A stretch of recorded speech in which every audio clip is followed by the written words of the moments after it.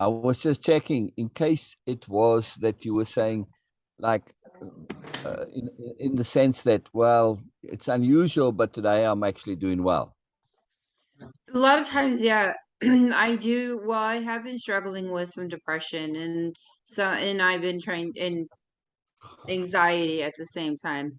Gotcha. Um, Plus also, surprisingly, I have been off of my ADHD medication for about a week Gotcha. now. So Excellent.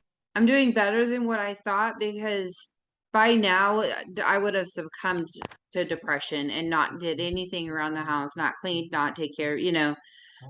And Yeah. I've been able to get up and pull through that and being outside, like, and going into public, I've been able to pull Oh, through let's that go. too. Ah, brilliant, brilliant, So brilliant, it's a good brilliant. feeling. Yes, yes. So the reason that I sort of jump on that a little bit is because our language is very, very critical when it comes to setting our patterns and our habits and our mindsets and our expectations, right? So just because something was the way it was in the past doesn't mean it has to stay the same, especially if you're making an effort to change it. Yes. Oh yeah. So this is very important to pay attention to what we say, because that can affect what we believe. Yeah. Yeah, well, and see, what I do is a lot. So with my mental health issues, because I was diagnosed with bipolar disorder, borderline personality disorder, um, high functioning anxiety, like severe PTSD. Yeah. My mom's, Cher is my mom, correct? Yes. Yes. Okay, so her and I story, like both of our stories are very similar of our past. It really, Interesting. Interesting. Yeah. Yeah. yeah. So, I compare what I do is, I compare not in the sense of like, oh, well, I should be this year. No, it's more of I compare my progress. Does Yes. that make sense? Like, okay, so Absolutely. Absolutely. I was going to say, I don't want to minimize those diagnoses, but I don't put too much into them. no, I don't And either. because if you do, you start defining yourself as that, and that's the way the brain is. Then it Yep. makes you into that. So you have to be very, very careful. Yes, okay, that's maybe what I was at that time, but Hmm. now I'm something different. Yes, and to shift your conception.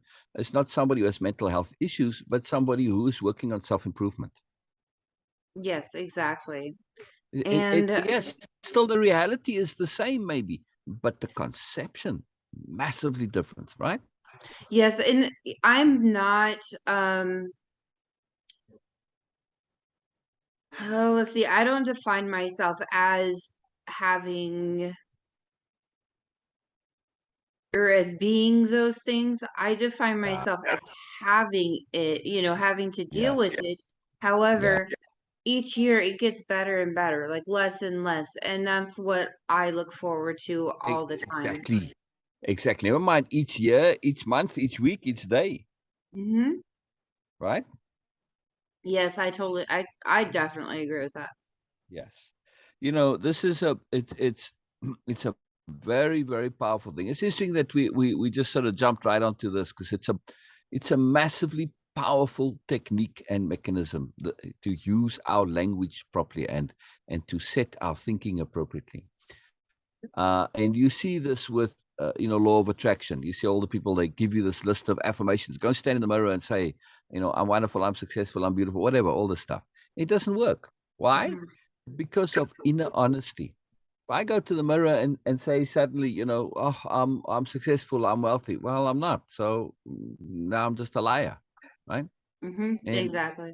so all that's all you end up doing is end up, sort of convincing yourself you're a liar. And people abandon it after a while because of that, right?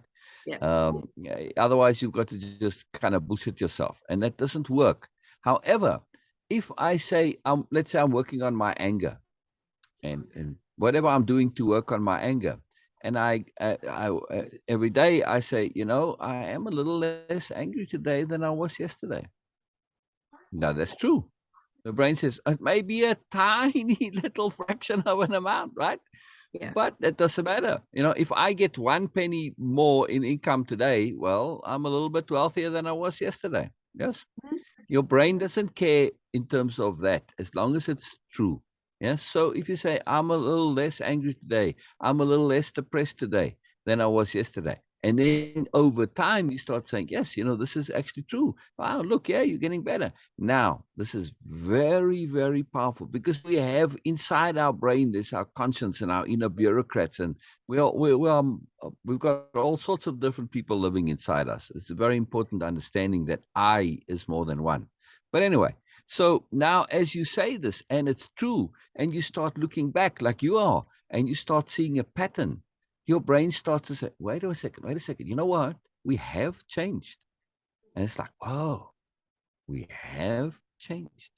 You, Jessica, you have changed. Yes. Yes, I have. All right. So now, inside your brain is like a computer. This becomes a fact. Yes, because you're looking back. It's true. It's real. It's not. It's one of those core key facts that you can hold on to. And facts have implications. Everything has implications. So now I ask you, if you have changed, Jessica, doesn't that mean that you can change? Yes, it does. Yeah, see, huge. It's like, whoa, wait a second, brain. Before when I had all this stuff and I went for my diagnosis and all this, I didn't maybe think that at the time. I was stuck in the stuff, and that's what the issue was. That you stuck in a situation and you don't really think you can get out of it, right? But now you say, I have changed. I can change. It doesn't that also mean that you will change? No, it just means that you can. You have the capability of Right. changing. But coming in the future, since you have changed and you can change and you want to change, well, doesn't that mean that you will change coming in the future? Yes, because if you Yes, set your intent right, then yes. exactly. Exactly. You have changed. You can change. You want to continue to change. Why shouldn't you change in the future? So I have changed. I can change. I will change.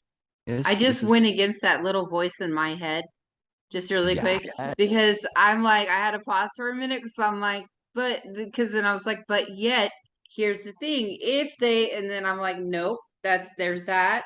That's where my little voice comes into my head. That's not necessarily true because if you have changed, you can change, and you want to change, will you change? And I'm like, well, if you want change, you don't necessarily, but you have to set your right intent. If you want to Yes, change, yes. then you need to set your intent to change, so you Exactly. will change. Exactly. Now, the thing is, when you say I want to change, you can't say automatically I will change. No. If you're starting something new. But if you're continuing to change on the change that you've made before, well, now it's a different story. Now it's just pattern. You see, now I can say with confidence that I will change. Why? Because it's the same thing I've been doing all along, and I have proof that I've been changing. See, so yes, you're right to pause. You see, it's that inner honesty. It's always there to say, wait a second, I don't want to be saying this because, I don't know. But if it's new stuff, maybe not. But if you look at your changes, haven't you been learning new stuff as you've been going along? Yes, I have. Ah, I actually finished the assignments that you gave me earlier this week. we're going to So, get into that in a moment. We're going to get oh into that in a no, I moment. was just letting you know that Oh, this actually love it. correlates with my. Change. Yep. Wow. You see, now that's what I'm saying. So this is very important to shift out of the way in which we conceive ourselves, right? So now I'm trying to put all this energy and effort and emphasis on the fact that, wait a second, Jessica can change. She has changed. She likes change. Change isn't a big deal for her. She can learn new things and do different things, right? So change. This is the point. Change. Not that you're learning and dealing with something specific, but change itself. This is something that you have done, can do, will do, want to do, enjoy doing. Yes? Yes. I used to, so, and I know like I'm not comparing, well, I'm comparing the progress that I've made actually. That's Um, good. That's good. That's good to look at so progress. Very important. the I guess there was a long while there. I mean, so many years where I was doing the same thing to try and um change, to try and get better, to try and make my life better. And Yeah. Yeah. um at some point I just got really tired of doing the same Yes. thing and not getting the results that I Yes. desired. Yes. So I started to switch it up, started to find Yeah. new ways, started to find new things, and it's never stopped from there. Yes. Now, have you learned something about yourself? Or at least I did, just there in that one sentence. In other words, even though it got difficult, even though you sort of ran out of options and choices and tools and techniques and didn't know what the hell to do, did you ever give up? No, No. I don't ever give up. Say that again, please. I don't ever give up. Exactly. Exactly. And this is something really, really critical to learn about yourself. So it's not that you've got a bunch of problems. It's just that you're in the process of finding solutions. Hmm. That may sound like clever wording, but it's massive for our psychology. Yes. If you say, Yes. "Oh, I've got a lot of problems," well, and your brain starts thinking, "I've got problems," and it's focused on problems, and the whole way the brain works, emphasis, right? The nodes fire up, and you just get into a world of problems. I'm somebody who's always finding solutions. Look, I've found plenty of solutions in my life, you know, and that's it. So when we see things in that way rather than fixing problems, I'm somebody who's finding solutions. Well, it's a whole different ballgame. And we have a Yes. different self-conception, right? So now whatever was problems doesn't really matter anymore. It's not such a big deal anymore because, well, I'm learning, I'm changing, I'm growing, and I'm finding solutions, and this is fun and joyful. So even though I might not have everything that I want yet, it doesn't matter. I'm in a good space because I'm enjoying the challenge of finding them. I know I am finding them. I'm positive about my progress, etc., etc. So this slight shift in language is huge for the underlying psychology and the resulting emotionality, the resulting beliefs, the resulting expectations. Yes. Yes. Yeah, yeah. So it's a massive thing. So, when it comes to our language, we need to become hyper vigilant with language. Yes, I know in from Cher's story, when you in a trauma and particularly in an abuse situation, you become hyper vigilant because you don't know what can trigger the other person and lead to end up becoming abused. Yes. So Yes. but that hypervigilance, it's draining and it limits you, and it really emphasizes the brain and rewires the brain in negative ways. And that's something to really work on to now shift out of that. But when you become hypervigilant with your language, you realize this is the tool that has already automatically inside me. It comes from my DNA. It's built in to change me, to shape me, to have me see the world differently. So, really paying attention to that is very important. Like you, Yeah. when you hear people say, "I am this," I'm such a warrior. Well, is it any surprise that you worry about stuff when you say stuff like that? Huh. It's Yes. not, right? I mean, how can you not be a warrior? Because you don't want to be. If you stop worrying, then you make yourself a liar. Yeah, exactly. So hypervigilance with our words is very, very potent. And to realize that, you can say the truth in many different ways. Yes. Yes, you can. It's not just one way to say the truth. It's like, well, I have problems and I don't have solutions. It's the same thing. Yep. Yet, yet. See the hypervigilance to the words. To say I don't have solutions. Well, does it imply the yet? Not necessarily. It could be a depressive statement. Oh, I don't have solutions. Whereas I don't have solutions yet. It's very different, right? So, Yes. and I know I'll get them, and that's what we're doing, right? So this is what I want to emphasize. It's not about what we're going to do. I'm going to say, yeah, Jessica, here's your solution. Mm-mm. I'm No. going to say, yeah, Jessica, here's the hammer, here's the screwdriver, here's the wood, build your house. Very big difference. Yes, I'm not going to say here's your house. Yeah, No. I very would big difference. prefer, So I would, not my, in my preference, I prefer not to be told the answer. I want to come up to exactly, um, my exactly, own conclusion, my own answer. And reason being is because for exactly. so many years I allowed people to dictate my life. Exactly, exactly. And so for me, I'm simply supplying tools, right? And that's what I was saying now.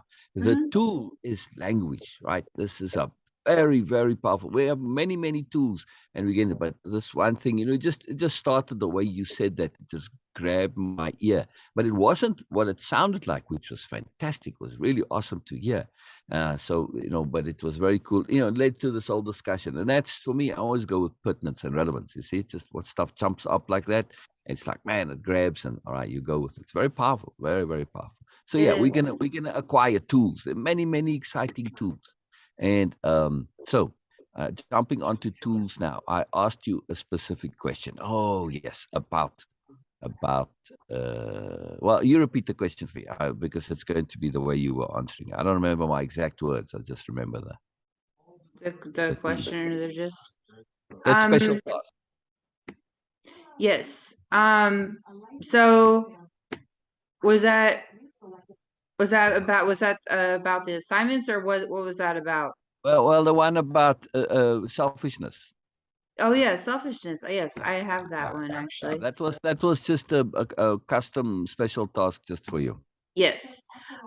So you wanted me to define so what I did was I defined selfishness by dictionary as well as what my definition was. There you go. Excellent. This is what I And was hoping for, because the dictionary is actually wrong. yes. So Brilliant, what brilliant. I went a little further in that. So I'm gonna go ahead and I'm gonna share that with you really quick. Please, please, Um, please share everything you have with it, just from the start. Let's just go through the whole thing. Yeah, yeah. okay. Definition by dictionary: lack of consideration of others, doing anything you're doing or saying something for personal gain or profit. My definition: focusing only on myself without the consideration of others first, a lack of engaging with others when they are trying to engage with me, ignoring others on purpose because I need to be in my own head, not taking care of others' needs before my own.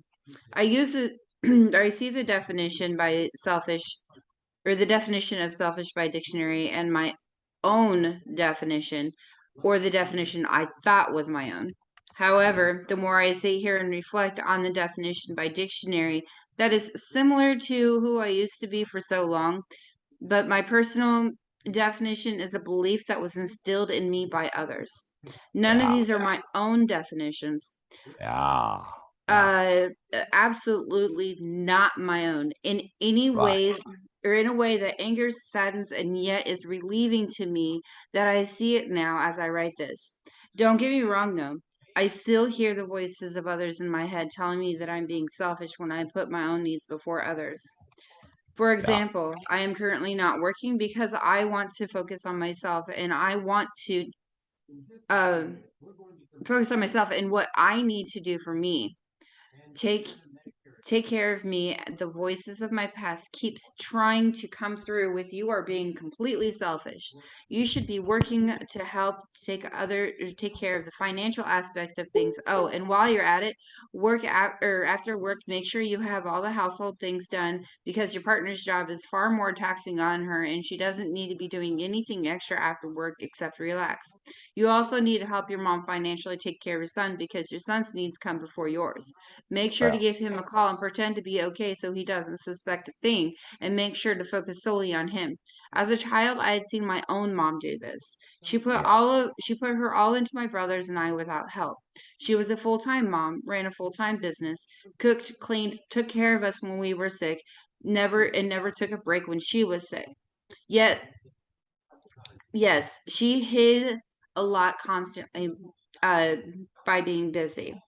But I knew about her. My connection with her is stronger than we both even realized. I had What? wanted, yes, I had wanted to be like my mom so much while growing up. I wanted to be Superwoman. Do Interesting. you see what I did there? I Yeah. associated my mom hiding from her own problems as being Yeah. superwoman. I learned Yes. that behavior pattern from her. Yes. I Yes. took care of others before I took care of myself. Exactly. I knew it was draining me. A strong Exactly. woman is a woman who will get up every day and handle business as if she isn't suffering while faking a smile, right? No. Yeah. I Oh, see that now. It was truly an act of selfishness. It was an attempt at self-preservation, just like I did with my son. Selfishness and intentions go hand in hand. By taking care of others, even while I need to take care of myself first, is selfish because I'm not helping myself and I'm certainly not helping others. Just like you can't love others until you love yourself first, you can't take care of others when you don't take care of yourself first. It's not being selfish, it's being selfless. By taking care of myself and tending to my own needs first, I will have the mental and emotional, physical energy to be able to help others.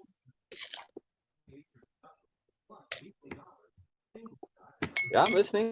I'm listening. Nope, that's it.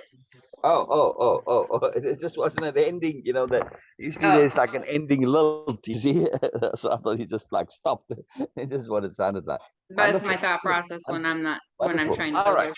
All right. So where I'm heading with this is to completely shift the meaning of selfish and to see selfish as a positive. And you say, Yes. well, how does that work? Well, we'll go through it, and you'll see how it works out in a moment.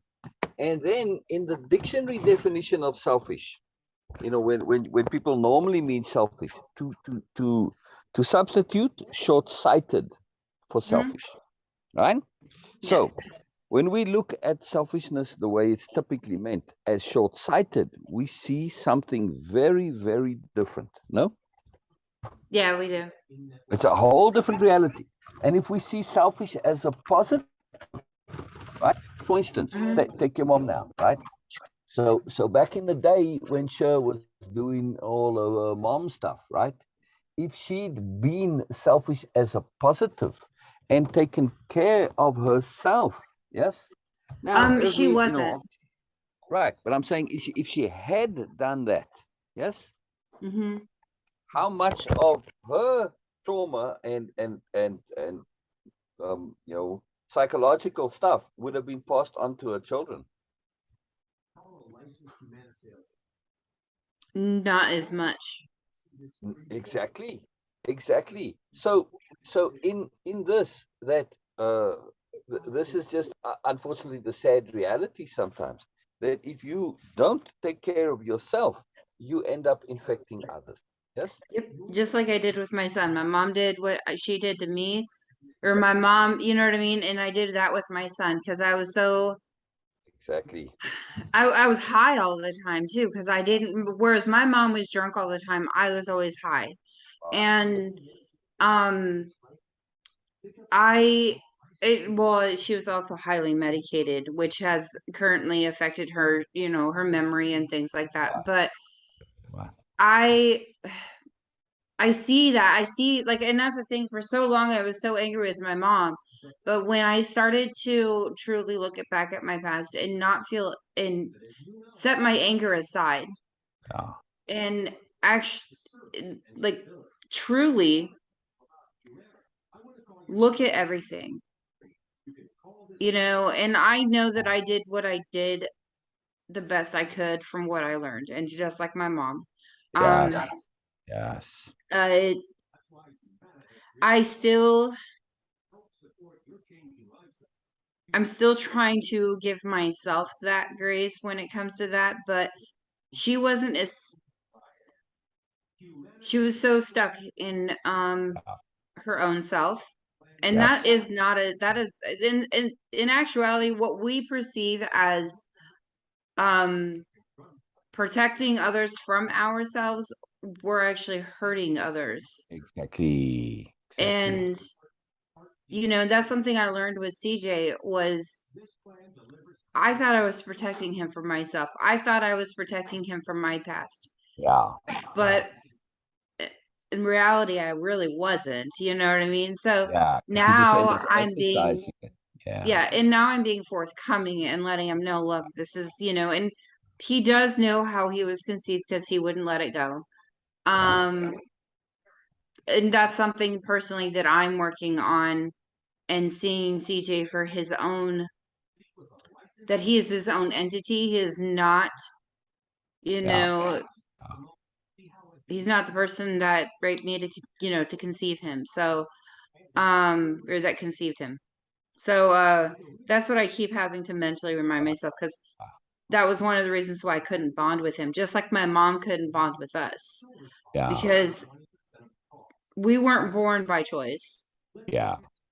so, Yeah. um, I know having four of us being born, but not by choice, probably in reality, actually, hurt her, you know. Yeah. But just like her, I chose to keep my son, and not end his life before it started, Right. Right. Right. you know. Yeah. Right. Um, but it is selfish, what, in that sense. Yes, it is, in a lot of senses. It's very selfish, to not take care of yourself. And I've taken care of others Right. Or for short-sighted. so long. Yeah. Short-sighted, not selfish. We're going to switch these meanings around, right? Short-sighted. Short-sighted. So in the Short-sighted. usual meaning, instead of we're gonna, because to be truly selfish means I'm going to make the whole world better. Why? Because it benefits me. Hmm. That's positive, is it not? Yeah, it is. So when we think of selfishness in that sense, that if I'm going to be the best me, I'm going to add to the world. That's how I make the world a better place, by being the best me. If everybody does that, we're going to live in a wonderful world, no? I see where you're going with this now. It just clicked. See, it's context. It's context. In the classic meaning of selfishness, I had a big argument with my brother when I was a kid. I said to him, "Look, the dictionary is wrong." Oh, he was outraged and deeply offended that I could dare to say the dictionary was wrong. But it wasn't me being arrogant. It was the logic of it. I say, look, if I'm being selfish in the classic sense, well, I've got a bag of sweets and I eat it and I don't share it with anybody. And I mean, people can see me doing this. How does that benefit me?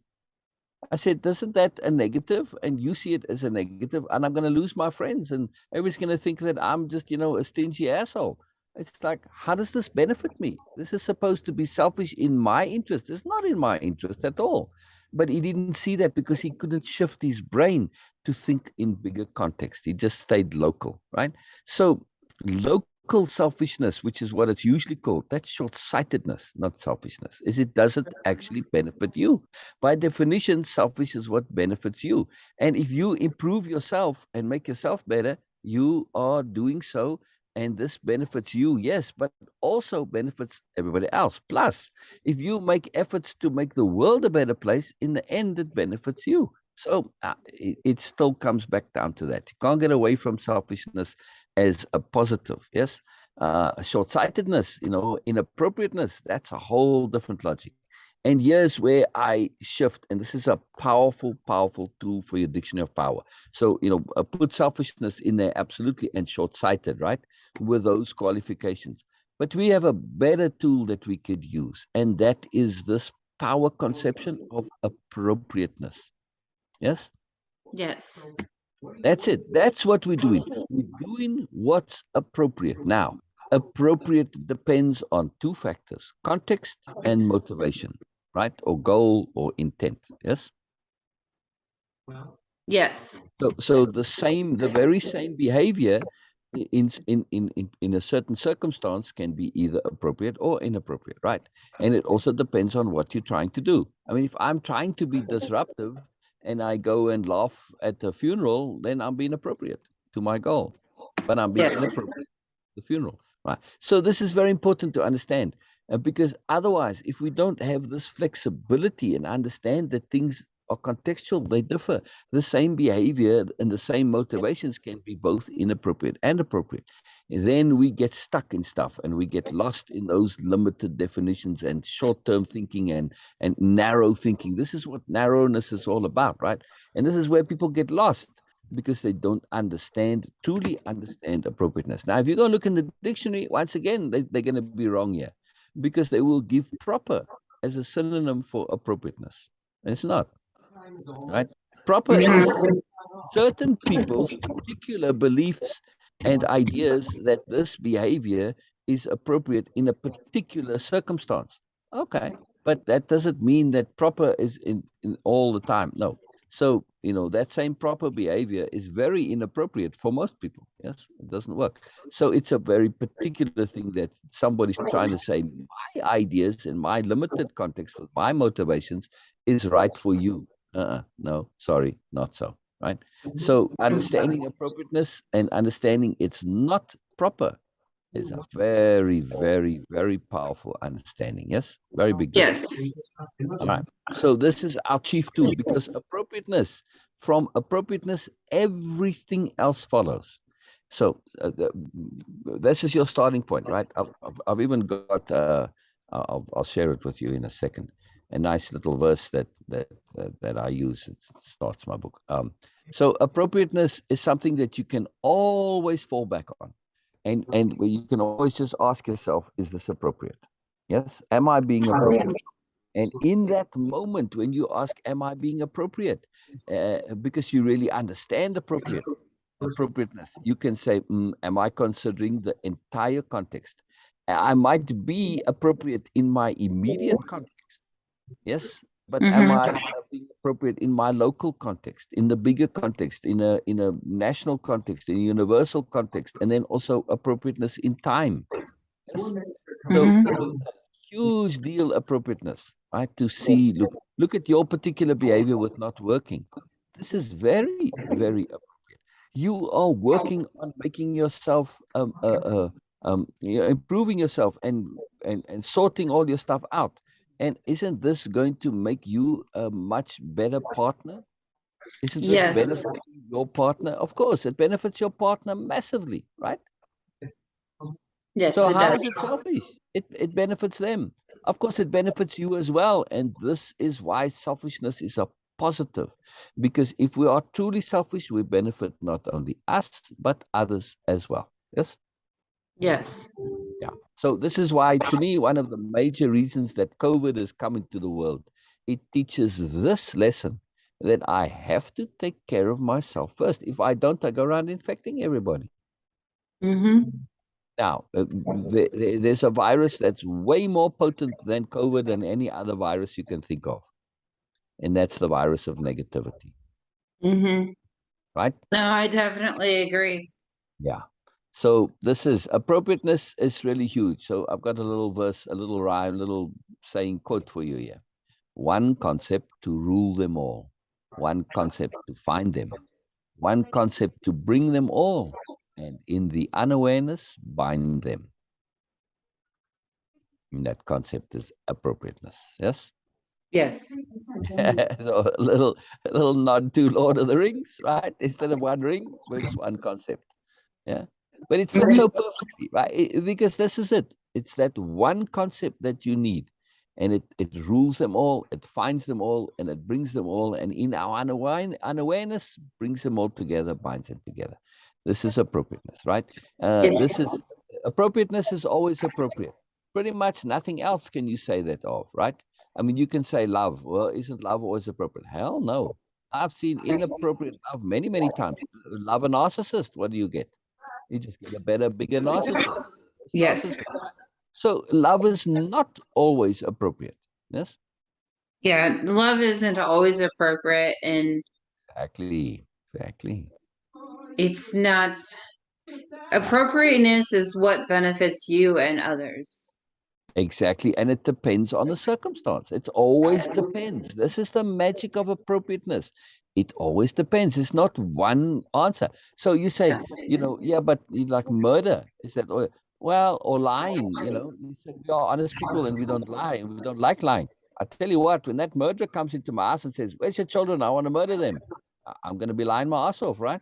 Yes.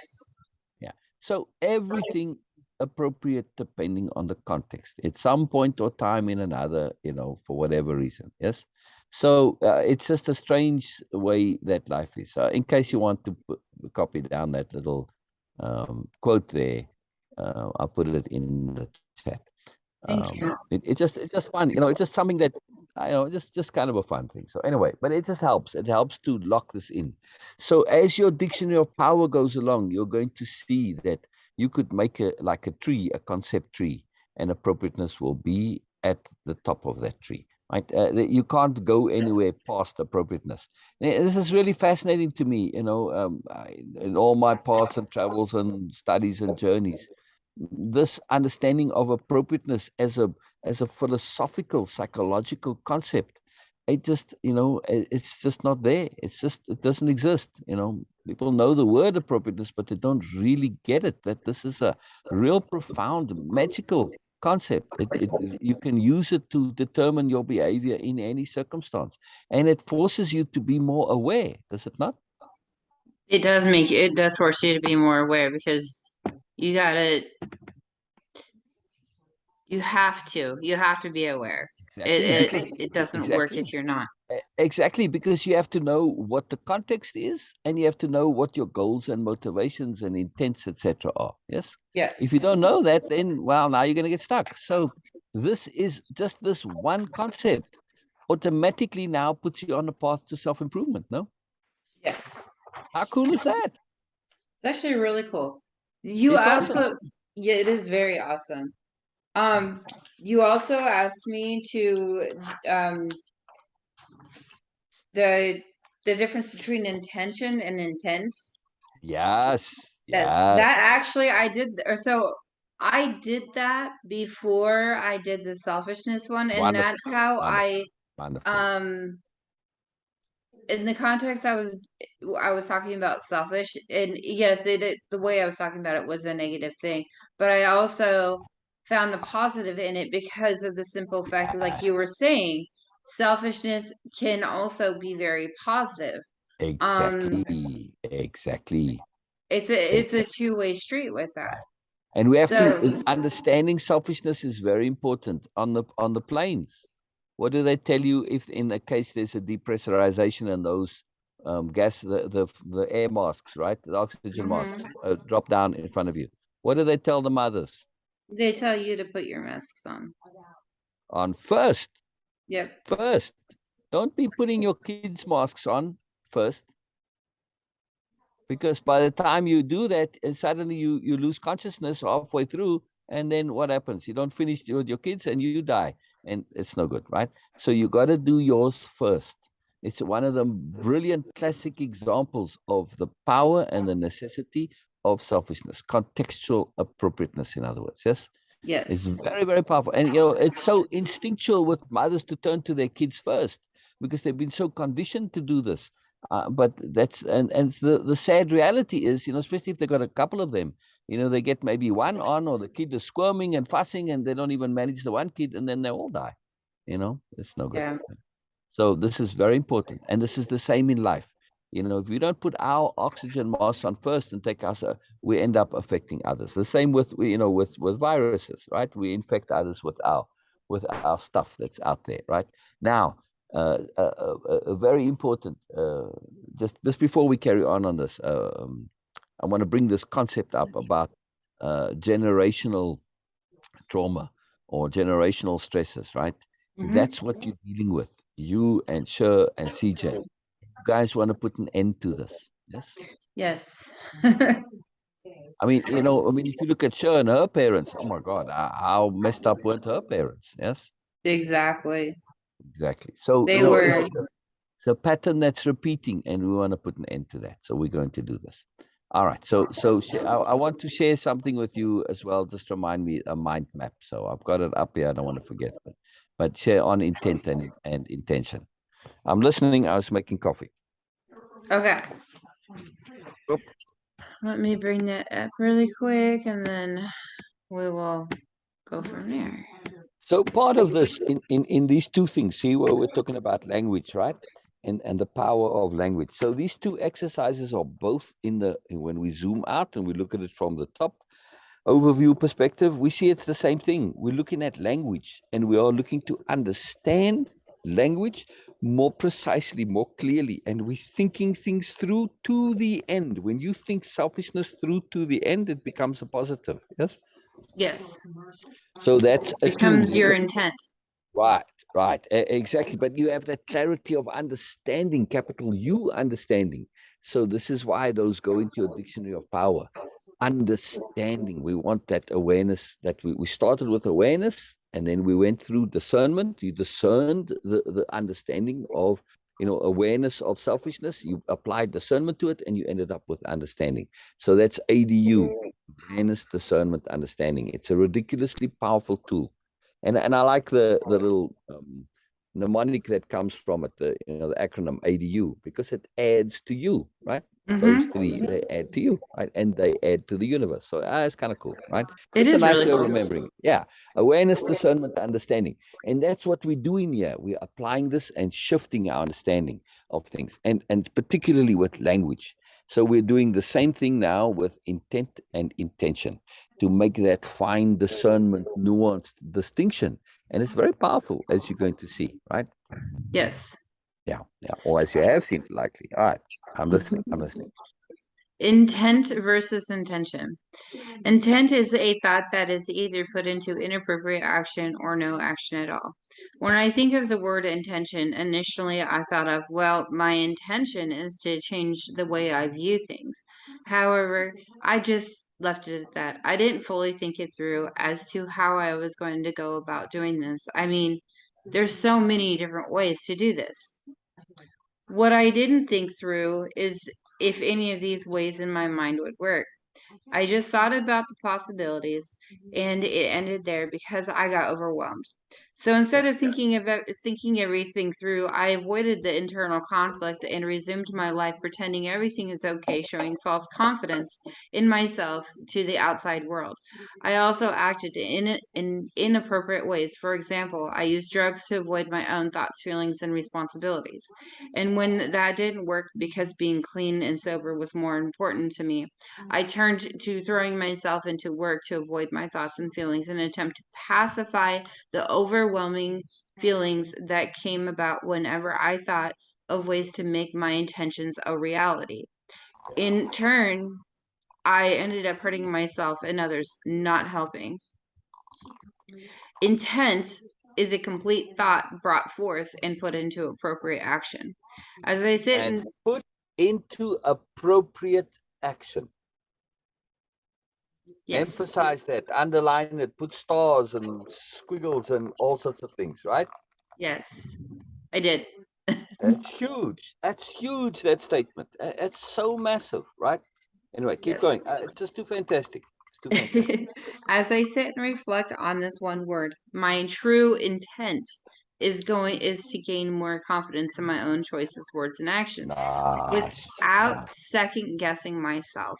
The Yeah. action is to find the root of my need to avoid working on my intentions through or my, sorry, I have to redo that.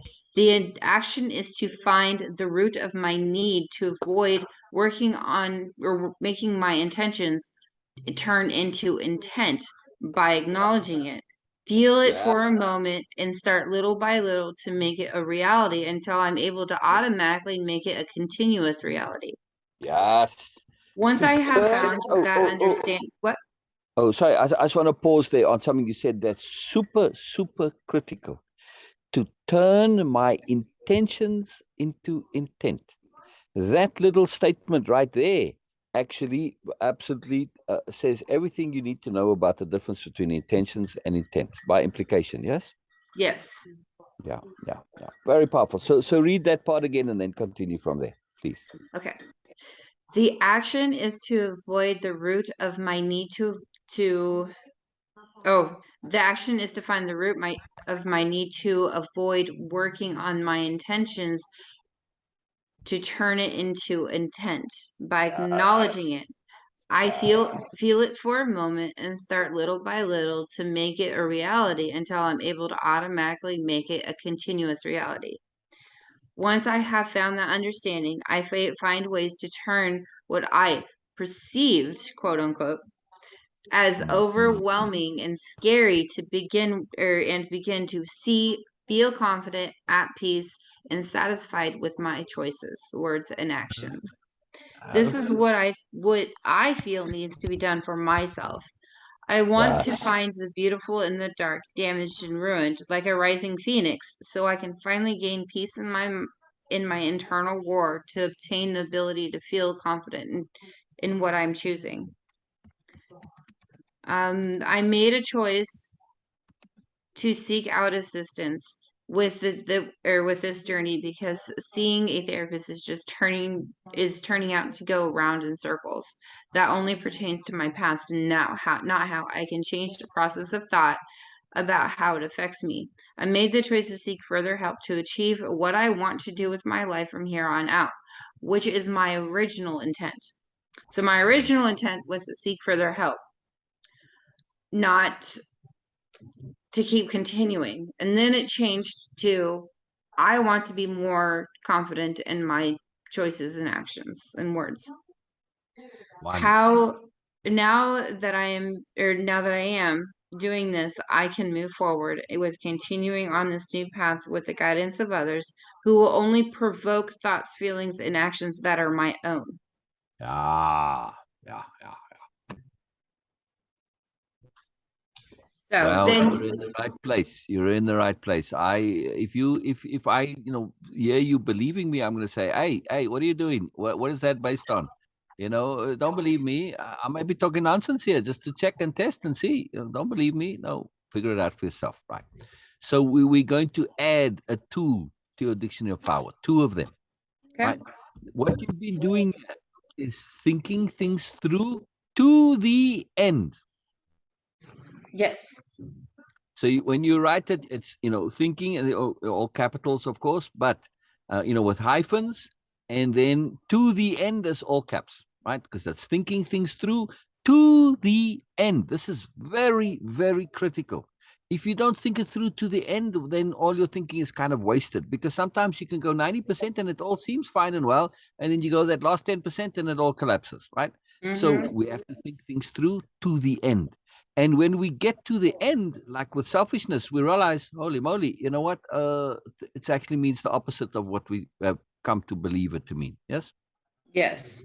Right. It is. And I always like, and while I was writing this, I even now sometimes I think, I get overwhelmed, and a lot of that's because I haven't fully thought it through. That overwhelming thought, the Exactly. overwhelming feeling is because I haven't thought it all the way through and To the end. start Add that to to, the end there, please. Every yes, time. all the way through to the end Yeah. and put it to action, and put it and change it from intention to intent. Exactly. Exactly. Exactly. All right. So intent is very magical. Because I say, well, you know what? I don't know how exactly I'm going to do this. I intend to do it, and intent thus becomes a commitment. Yes. Once you Yes. set an intent, you committed to doing this. Now, the Yes. magic of intent is that it doesn't necessarily mean you know how you are going to enlist the assistance of the universe with your intent. Yes. Your intent is essentially saying, I am doing this. I'm busy doing it. I'm committed to do this, even though I don't exactly know how. Yes. This is very important. Yes. That's why Yes. people get put off doing this. But it's a commitment. Because if I say I intend doing it, I really mean doing it. I am doing it. I'm busy doing it. Right. And my intent itself is the doing. Mm-hmm. Yes. Yes. Yeah. Yes, and that's actually so, and that ties into with my anxiety. Reason being is because my issue with not thinking things through to the end, that is the root cause of my anxiety when it comes to a Repeat that. lot of things in Repeat my that again. life. I say word for word. Say it again, please. I want to emphasize it. Okay, okay, so the You root say cause not of my thinking things through. anxiety is not thinking things through to the end. There you go. There you go. Write it down as a self-quote. The root of my anxiety is not thinking things through to the end. Yes, all caps, to the end, right? Mm-hmm. So Yes. so huge, that awareness. I'm sorry to interrupt you. I really try not to, but this is so powerful what you're saying, right? And this is what I do, right? I practice hearing everything you say. So we say things like, you know, you're reading and it's just part of the whole thing. But what you said there is profound, profound, profound, and life changing. How can I not stop there and say, whoa, whoa, whoa, wait a second, Jessica? Wasn't that just a huge life changing statement? This needs more attention than just next thing. Okay, let's move on. Right? No, this needs a stop and a pause. Yes. Yes. This is very important because we tend not to do this in life. We tend to undervalue the profound. What you said there is profound. It's life changing. Yeah. Yes. Matter of fact, I'm going to add you to the course. That's a wonderful quote to add to the course. No, Yes, it don't is. you think? I think so. I think that's a quote that deserves to be in there somewhere. You agree? Yes, I agree. And that's the thing is like I wouldn't have if you wouldn't have given me actually the assignments that you did. I that's something that wouldn't have Yeah, exactly. clicked. Does that make sense? Because then I would be Absolutely. constantly That's why it came up, right? So I also live by attunement and appropriateness. So I listen to you, and things come. Yes. So I'm going to put you right in the start here, right in the beginning. Yeah, I'll show you. I'll show you. Type out that what you said to me, or copy it into chat, please. Save me the typing. Uh, not a problem. yeah, I'm a lazy typer. Also, my keyboard, I need a new keyboard. It sticks sometimes. So, just yeah. All right, wonderful, wonderful. So let's pull up chat. I just love that one concept to rule them all, and I'm going to show you a mind map that actually puts that into action. Yeah, I gotta focus. Let me go to chat back. I don't know what happened. That's Okay, all there right. we go. Is not. It's one thing we have plenty of. I don't just have patience; I have ridiculous patience. I do too. It's a power. It's a superpower. Everybody wants to be a superhero, and they say, "What's going to be your superpower? Invisibility." Well, no, that actually quite sucks. If you read The Invisible Man, you'll see that doesn't really work very well. Anyway, and if you go through all those powers, well, I have a superpower already. It's patience, right? Mm-hmm. Right. Okay. So here we go. See, and I'll put you underneath this now, and I take this one out, and I put Jessica in there. The root of my anxiety is not thinking things through to the end. And we can put that in italics. And we'll add the period because we're also an editor. And now we got to position you. I'll find your little spot here.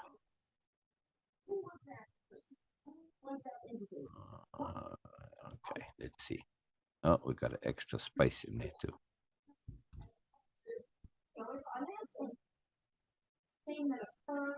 How about that? Yeah, I like that. that works nicely, does it not? That does work. Actually, that looks good right there. There you go. Now you're in the program. Very cool.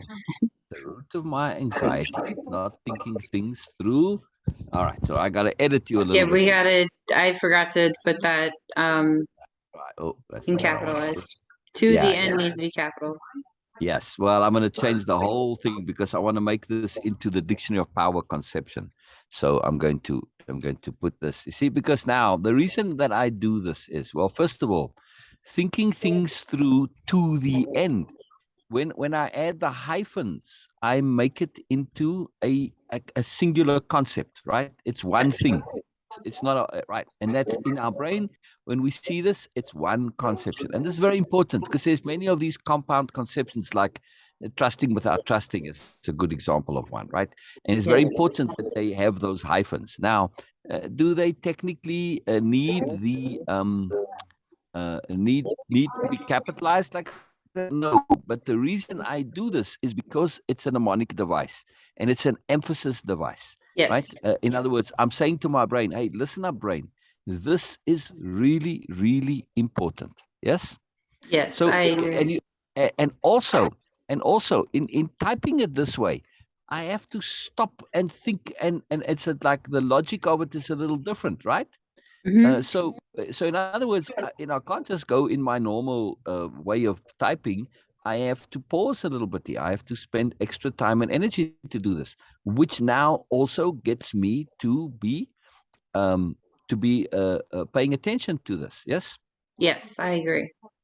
So there we go. See, now I have it all on one line, and it's very cool. Yes. Yes.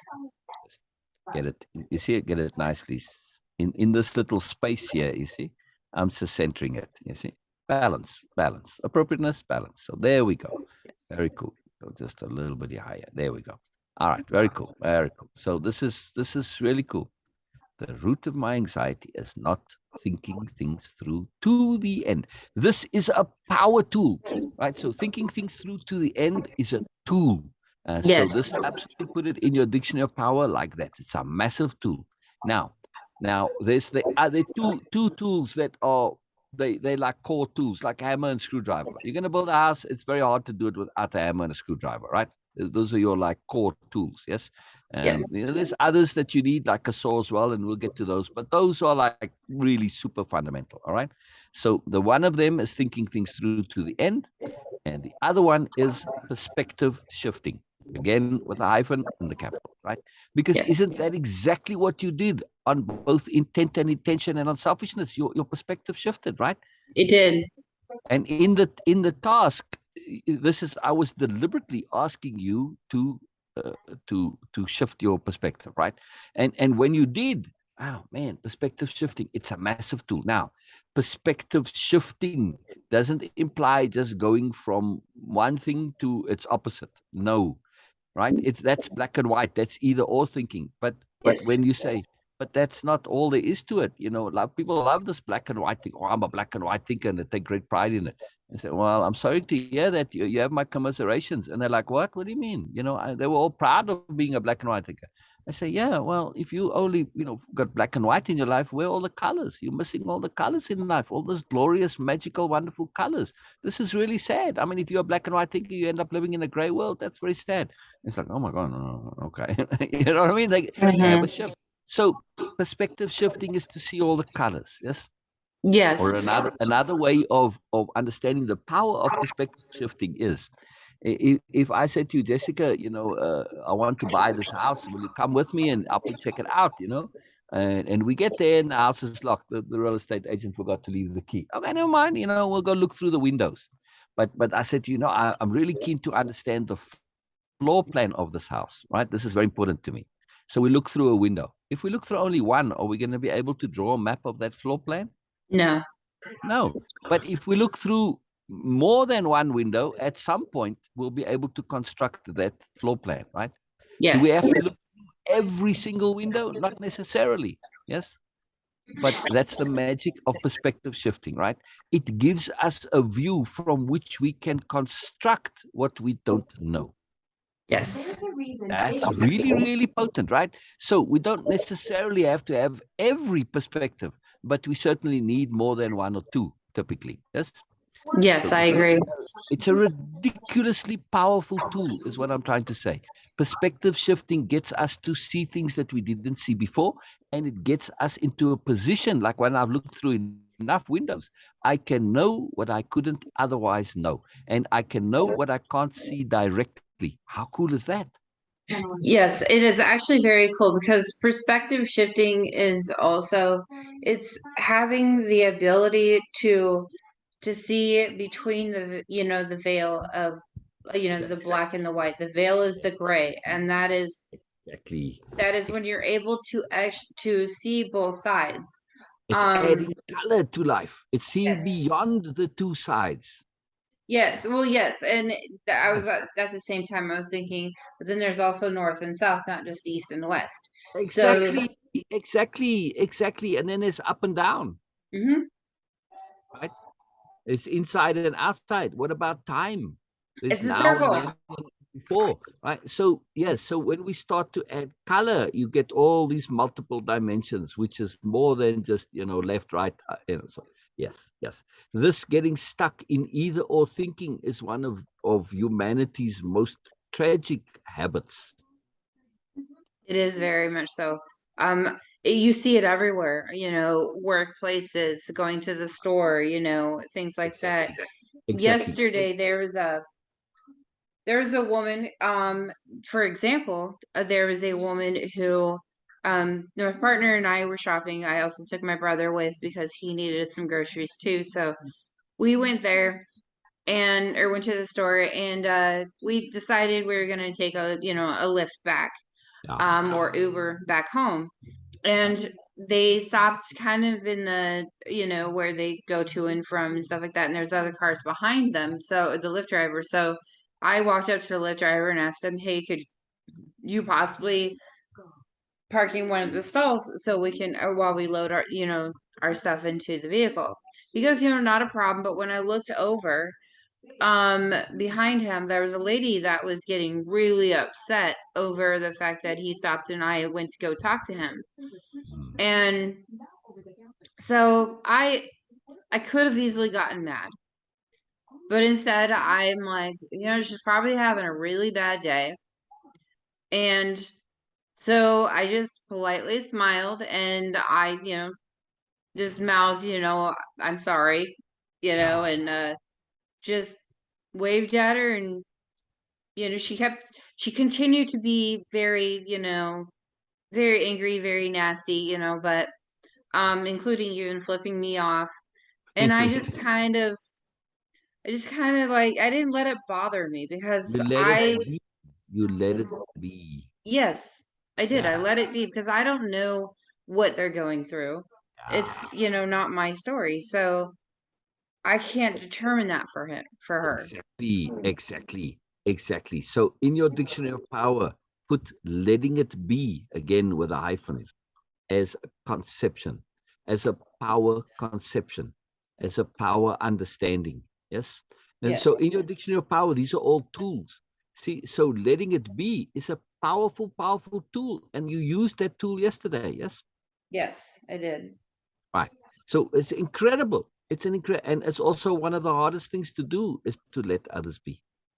Yes. Yes, it is very hard because Yeah. sometimes in my thought process is I will try same thing my mom does, and I've called her out on a couple times with my son.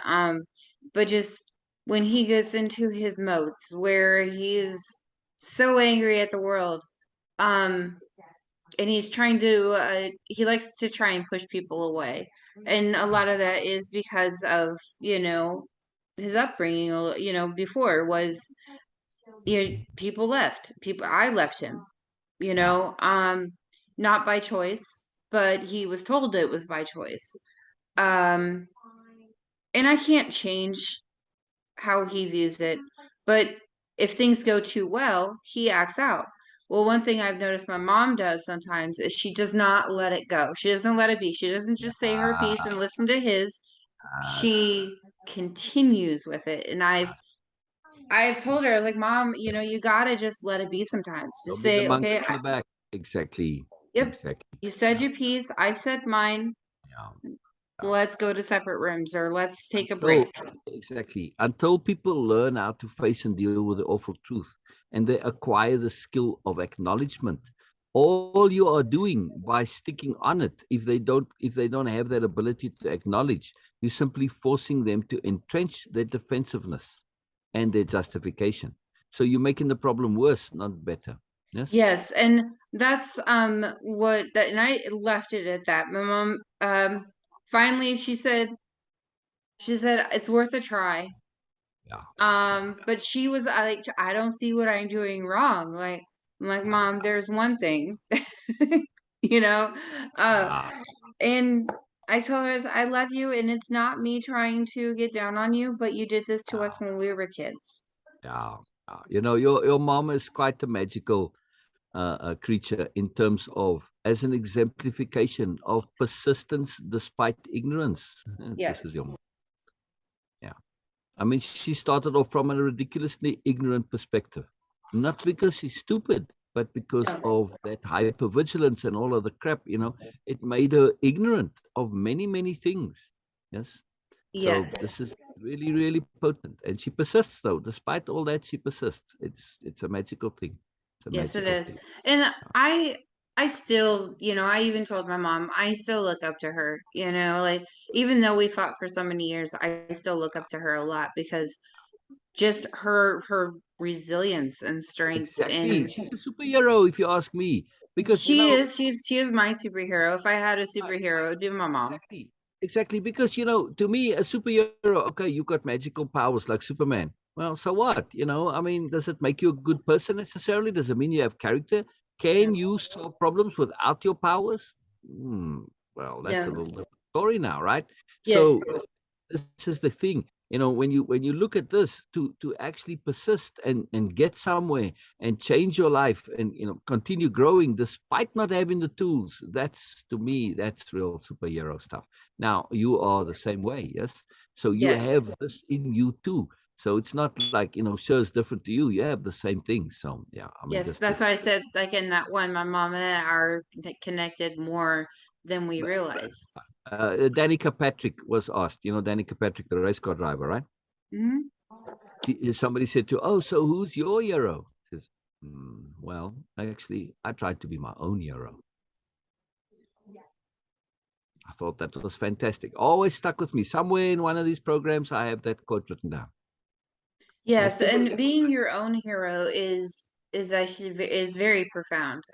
And It's with that huge. one, there's a one word I have to, and I'm noticing now since you pointed it out that I have to be very vigilant of. And reason being is because I see now where you're going, where you're coming from when I say the word, which is actually I have got to stop saying that word because now it's bothering me. Yes, cool. So, Yeah, yeah, yeah. but I have ridiculous ears. They hear in a very different way. I mean, they really trained to hear past what people say, to hear beyond. I hear what's not being said and what's implied, especially as well. So yes, yeah, I've learned that for the people that I'm close to. yeah, Um, it's and a good skill. you hear the A skill silence. that we're always improving. Exactly, exactly. Yeah, Um, so yeah, it is very profound though to be your own hero. Um, and that comes with, you know, self-love and self-respect exactly, also too, because exactly, exactly. The fruits of selfishness. and one thing that Self-love my and mom, self-respect are the fruits of selfishness, capital S selfishness, right? Which is now a positive, right? Capital S selfishness is the positive, yes? yes, it is. Isn't that, is if you have self-love and self-respect, self-confidence, aren't those coming from positive selfishness? Yes? Yes, it is. There I we go. agree. It's very, very profound. Very, very profound. Now you're putting all this in your dictionary of power as we go along, right? Yes, I Very am. important. And that dictionary of power, you're going to see that the dictionary of power is your foundation, and it's what you are going to build your new self-conception from. It is a ridiculously powerful thing, right? All of these, you keep adding them in there, keep adding them in there. Don't worry about putting too much and think, oh, I'm not going to remember all this. It's not about memory.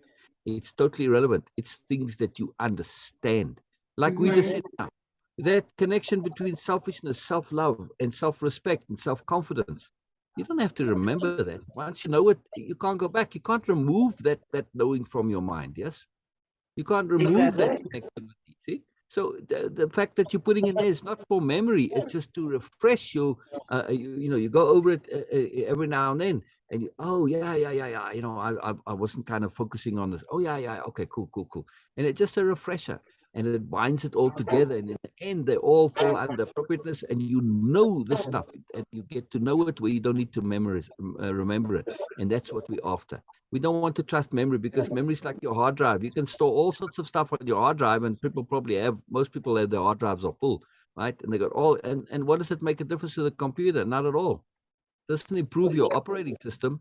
all that data and information on your hard drive, right? Yes, I We agree. want to update the operating system, right? And Yeah. get better programs, right?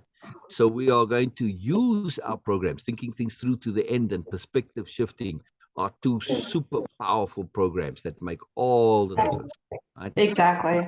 I mean, even in a computing terms, thinking things through to the end, that so often happens in computers that they don't finish and you end up with stuff that's left over. That's why you've got to, um, um, what do you call it when you clean up your hard drive and it goes through? Defragment. That's why you got to defragment your hard drive, because the computer didn't think things to the end and it left these little bits of stuff lying around all over the show. It's fascinating. Yeah. So yeah, they're very powerful tools. Very powerful tools. Brilliant, brilliant, brilliant, brilliant. Very exciting, Jessica. All right. So should we go? Is there more that you had to share before we No. start on the? Oh, okay. Okay, then let's go to the slides and let's do repeat backs and takeaways on the slides. I have tons of stuff to share with you, but I as we go through it, those will come up. So I always get very excited in the beginning because there's so much stuff, but I'll be patient and wait, because when they come up and there's pertinence and relevance, this leverages the brain. Very exciting. By the way, before we go here, I want to just add on two very, very powerful conceptions.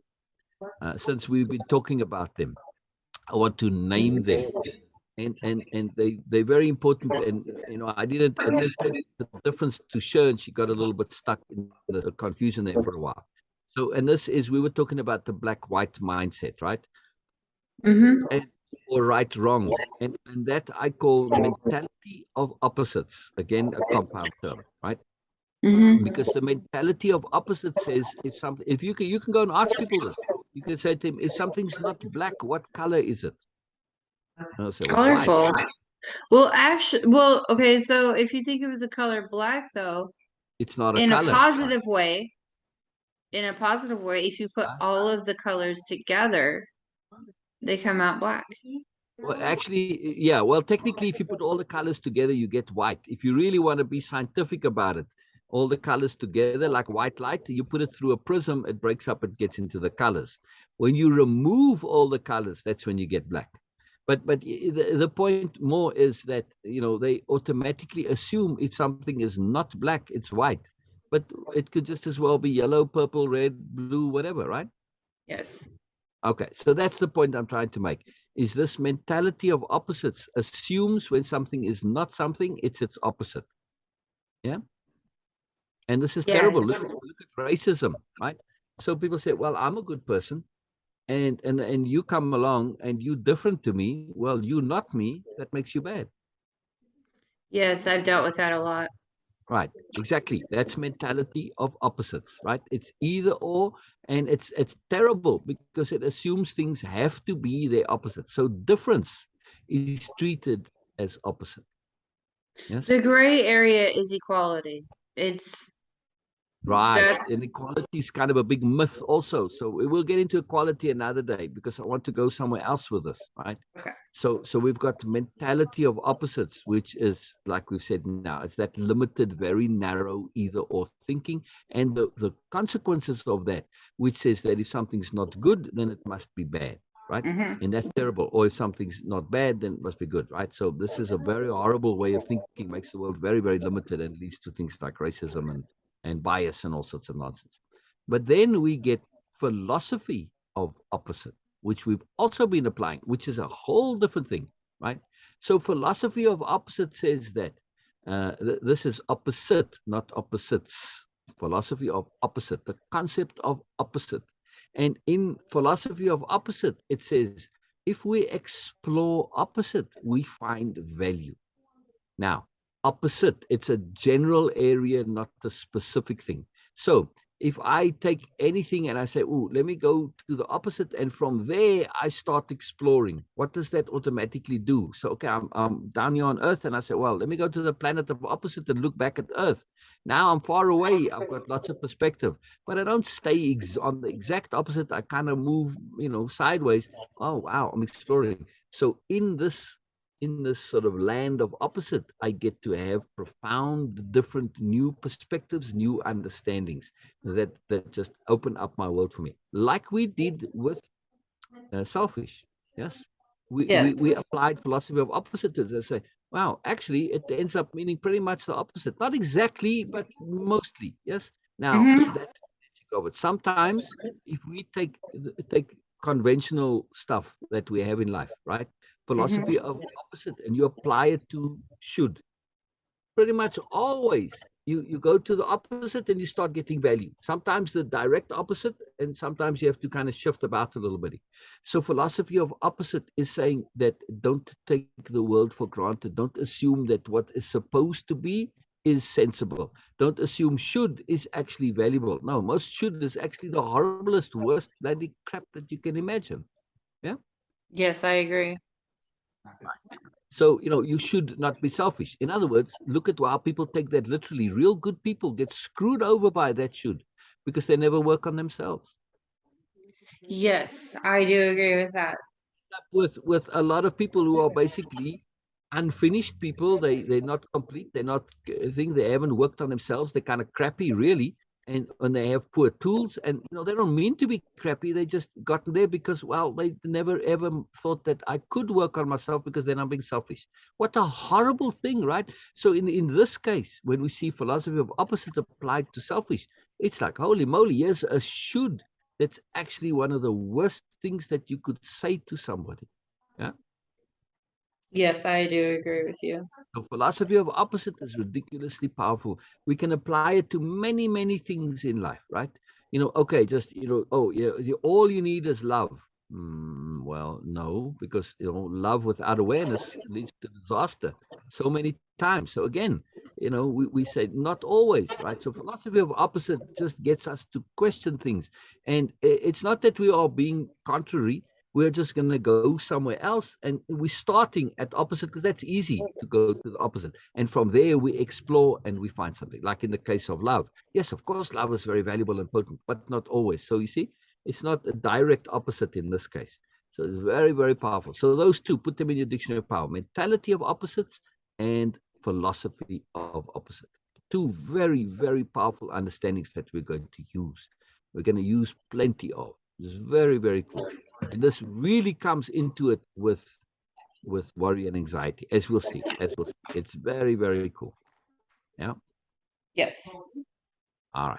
Wonderful. Wonderful. All right. So this first slide here that we at slide number 4, but um, I'm just listening now for your repeat backs and takeaways.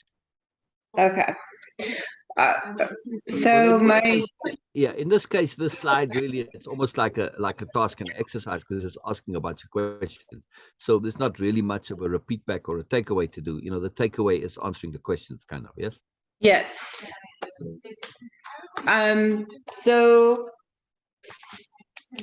why I'm taking this course, their original intent was to, or is to, not was, because I'm still doing, I'm still in the Nice catch. process of it. Nice catch. Nice catch on the language. Wonderful. Wonderful. Wonderful. See, so again, see what I'm doing? I'm emphasizing. Yes. Yes. Change the habit.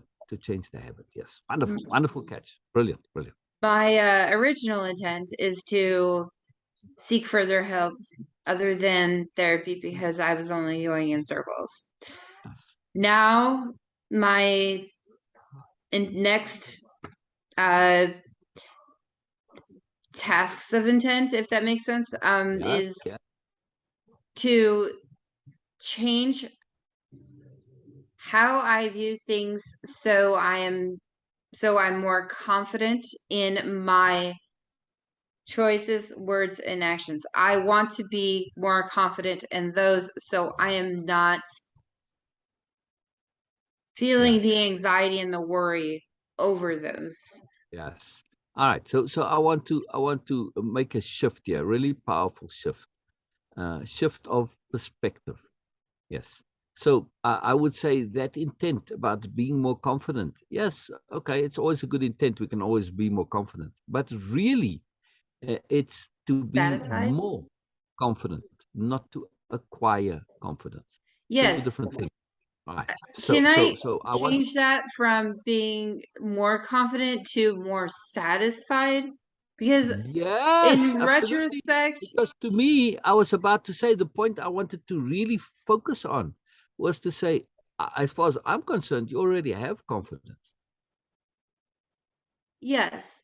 It's And the just a matter true, of acknowledging that confidence and being comfortable with your confidence. That's a different yes. issue to acquiring confidence. Yes. Yes, it is. Because I was thinking about that and I'm like, well, really, I have confidence in it, but I want to be her. However, I want to be more satisfied More at peace with with confidence. and at Yes. peace. Yes. Yes. Um, So, which comes down to trusting your confidence. yes, trusting my confidence, breaking Right. it down Which further. And means that's what that I've you been don't doing. I'm want like to breaking be, it down further and further. yeah, you don't want, again, we're thinking it through to the end. You don't want to have confidence, which is bullshit, right? Yes. So you don't want to be self-deceptive. But that's part of confidence is that you have to take a chance. Know this. That's part of confidence is that you're going to take chances sometimes. And you have to because we don't always know what's going to happen. And this is it, I have to trust. So confidence is intimately connected to trust. And we're going to get into trust, capital trust, but it will come. So it's a very big point. So understand this, that it's not a confidence issue, it's a trust issue. Yeah. Yes, it is a very much so self-trust issue. And that's something that came up this week while I was thinking about it. It took me like 3 days to finish the assignment because I kept going back to it and I'm like, well, that's Yes. not really the case. Yes, yes. Now see that as a positive. There's no time on this. Sometimes it might take 3 months or even 3 years. It doesn't matter. There's no time on this. It's not like, oh, I've got to get this done. No, it's I've got to get this done properly, thoroughly, all the way through to the end. That's what matters. To rush it means that you don't get to the end and it doesn't stick because your brain knows it's incomplete. So it Yes, I doesn't trust agree. it. If you don't think it through to the end, your brain won't trust it because it knows it's unfinished. Yes. And repeat that, right? See, a very critical point when it comes to trust. And now we're tying it to thinking things through to the end. You see why to the end is in all caps? Yes, Because to it the ties end. into trust. Because if you don't finish it, your brain says, "Yeah, but you know what? The honest part says, but you didn't finish this. How can you trust this? You don't know for sure." Now you can be wrong by going through to the end. That's also possible. But this is where impeccability comes in. I've done everything I can. I'm going to trust it until something better comes along. Okay, there you go. Yes. So put this into your dictionary of power. It's only as good as it lasts. Just a little kind of a quote out of it seems like it's sort of falling out of the sky, like out of, just popping up out of nowhere. But when you think about that, everything in your life, everything, everything you believe, everything you know, every tool, it's only as good as it lasts, right? Yes, I agree. And this particularly applies to our beliefs, our understandings, and our truths. They're only as good as they last, right? Yeah. Mm-hmm. So, when I grew up, a screwdriver was something you used with your hand, right? That was it. Today, Yes. how many people use a manual screwdriver? No, they get the electric screwdriver or a drill, right? A power screwdriver, right? It's changed. It's changed. So in the old days, that was all you knew, but it was only as good as it lasted until the power screwdrivers came. From holy moly, okay, you stay in the toolbox. Yes, you're still there in case, but for the most part, and you've got portable ones with the batteries and all this. You don't have to have the power cord. Right. So it's changed. It's changed. It's changed. Right. Simple thing, but changed profoundly. So this is everything. We don't want to get stuck in assuming that what's working fantastically, screwdriver works fantastically, can't be better. Yes. Yes, I agree. It's only as less. This keeps us humble, right? But does it mean that I don't use my screwdriver with confidence because I think, well, something better may come along? No, I use it thoroughly, fully, and that's it. I commit to it, right? Because, well, that's Yes. all I got. Right? Doesn't matter that it can be improved. And also, this keeps me open to potential improvement. Yes. Yes. So it's a massively powerful thing. And this is part of our confidence. I'm confident in using my limited resources. I have to be because I'm going to use them to the max, knowing there might be better out there. Doesn't matter. That's all I have at the moment. I'm going to use it fully. Yes. Because if I Yes. don't use it with confidence, then I've also got a problem. Yes.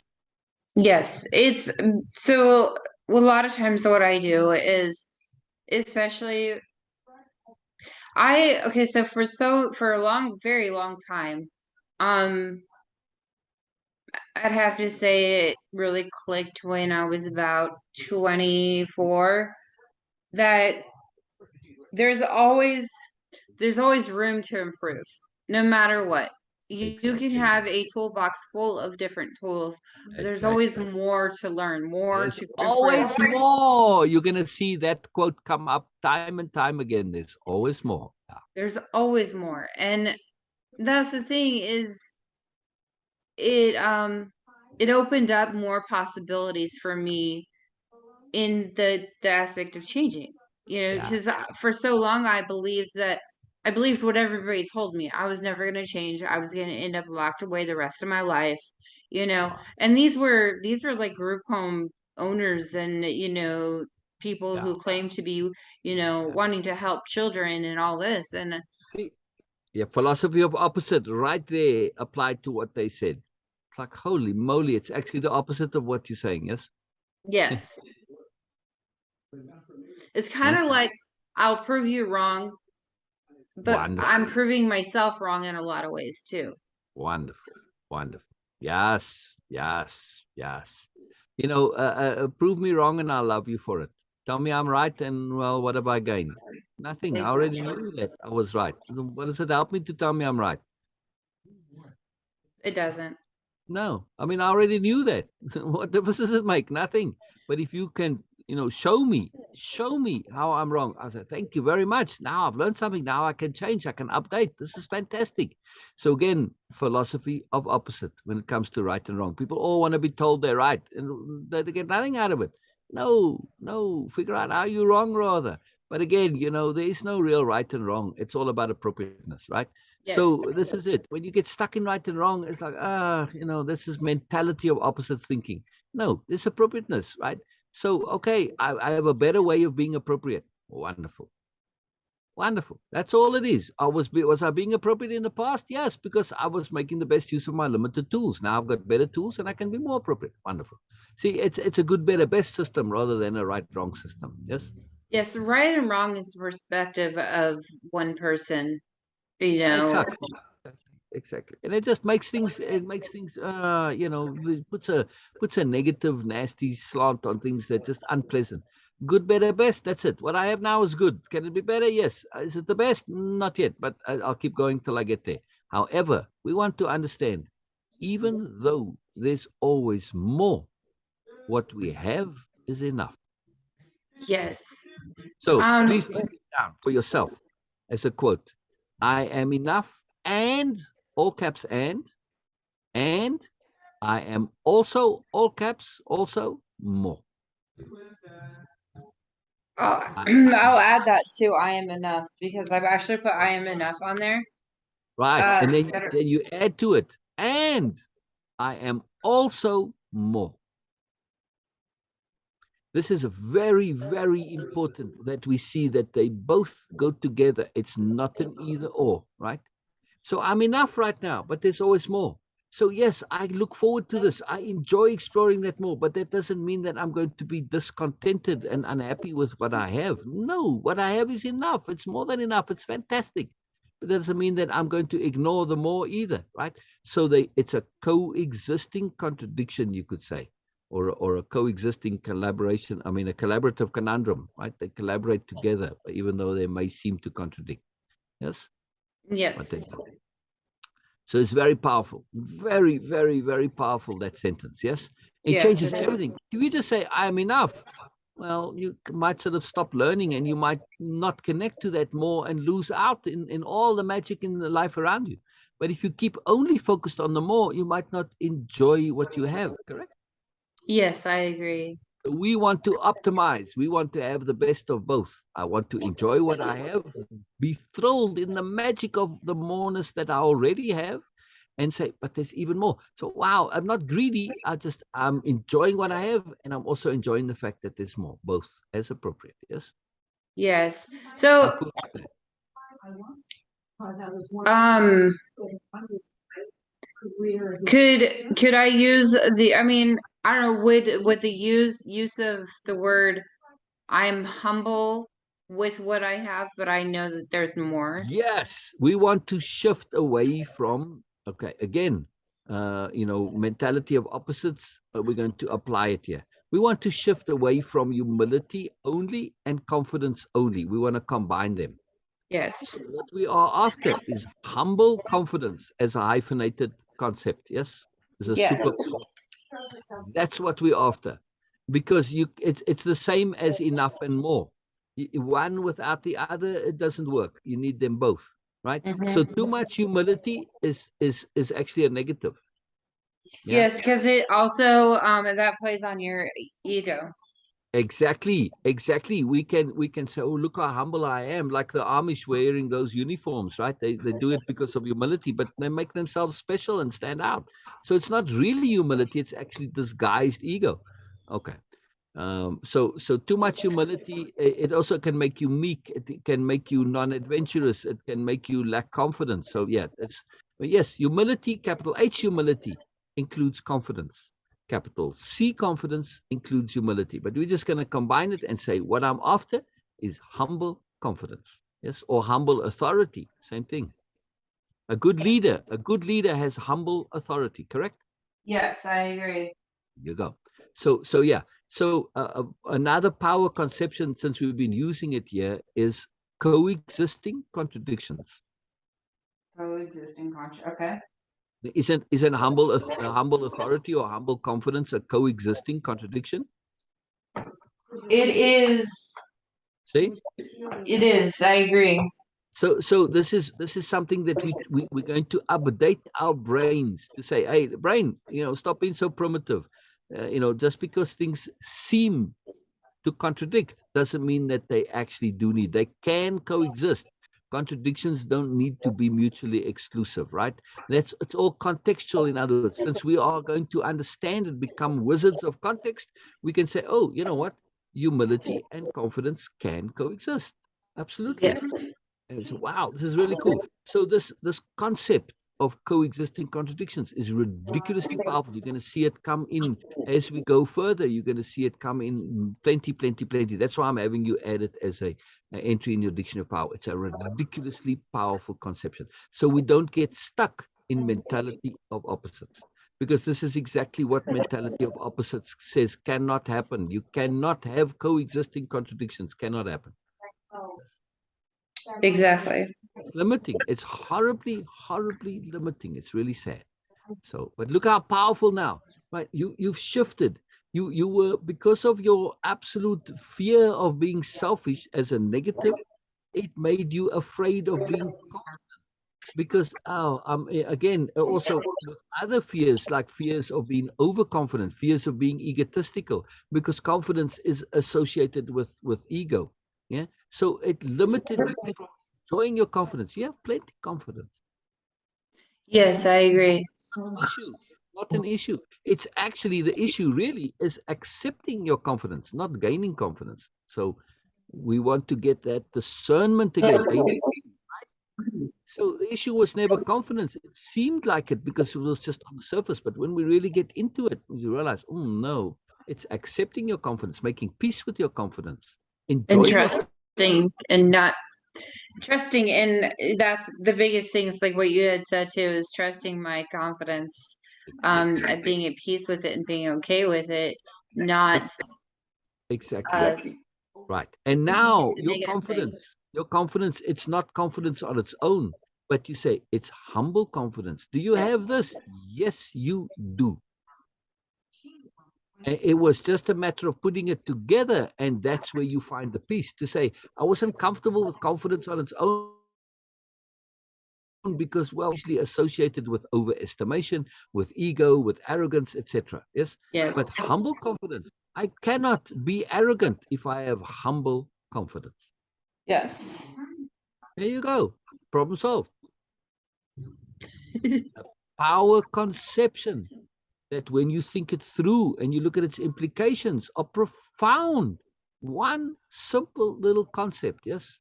Okay, Yes. not that simple a concept, it's a compound concept. So okay, one not so simple concept, but look at the consequence of it. Right. And the same thing with your humility. It's this conception of humble confidence has also taken care of the downsides of humility. Like, yes, okay, I want to be humble, but I also don't want to be, where I'm weak and feeble and I don't do things and I don't trust myself and blah blah. Right. So there's all sorts of negative associations with some of these terms. We put them together, and now we've taken care of it all. We've found appropriateness in that term. Yes. Yes. How cool is that? It's actually really cool.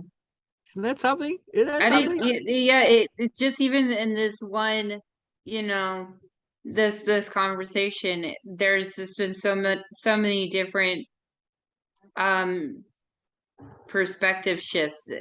Exactly. And I'm like, okay, this actually makes a lot of sense. It wasn't the fact that I wasn't confident in my choices, actions, and words. It Oh, was the fact that I didn't trust it. yes, yes. See, I can hear that in how you are sharing with me. I can hear your confidence, and I also heard the lack of trust in it. So, yeah, Makes a amazing, lot of sense. amazing.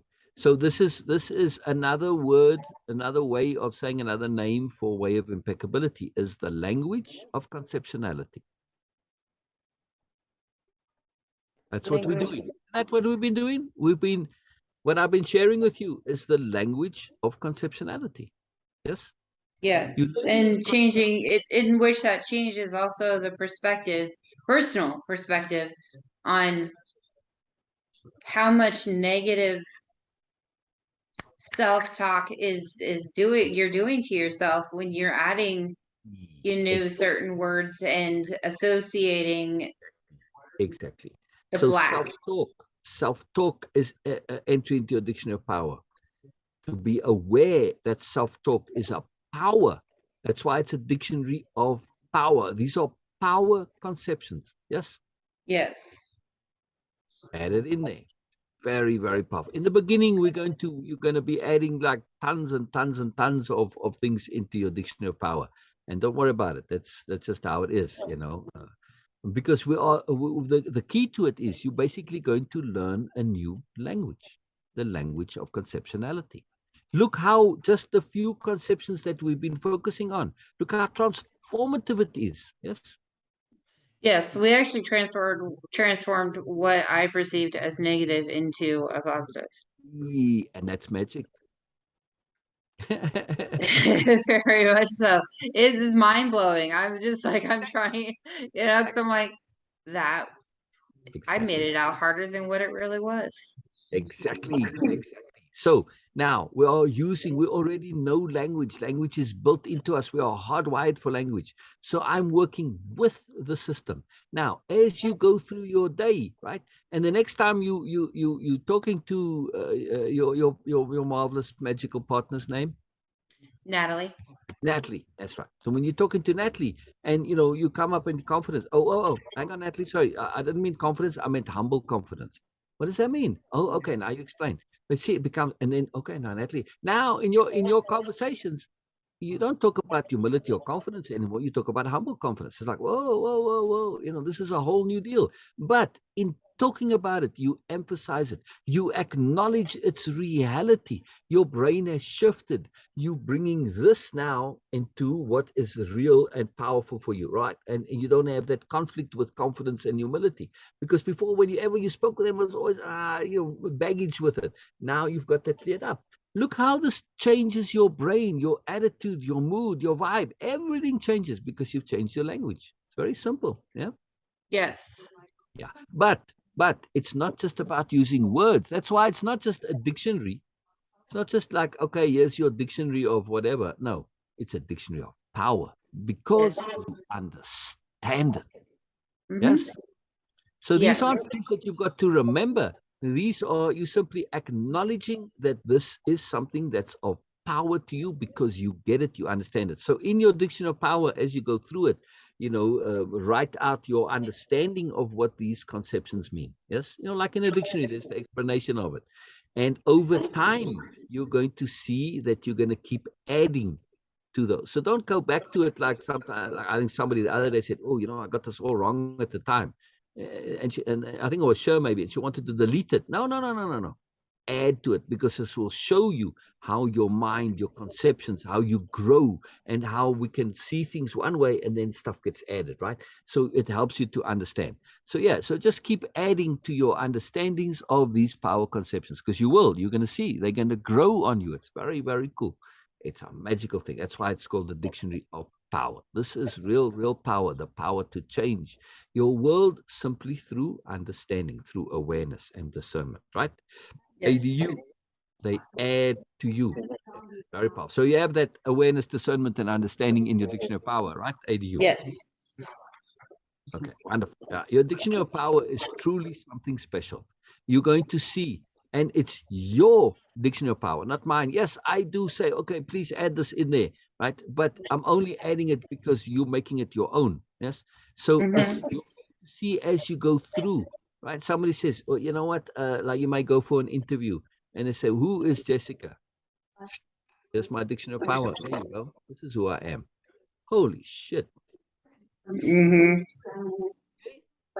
You getting to say who I am. Plus, the other magic of this particular dictionary of power is that nothing is locked down and definitive. Yes.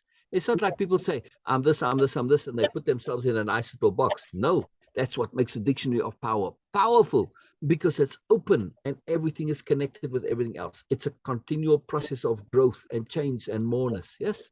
Yes, I agree. Right. So when I look at that, I said, wow, here's somebody who's on a road to moreness and like they're growing and changing and adapting. Oh, man, this is somebody I want to know.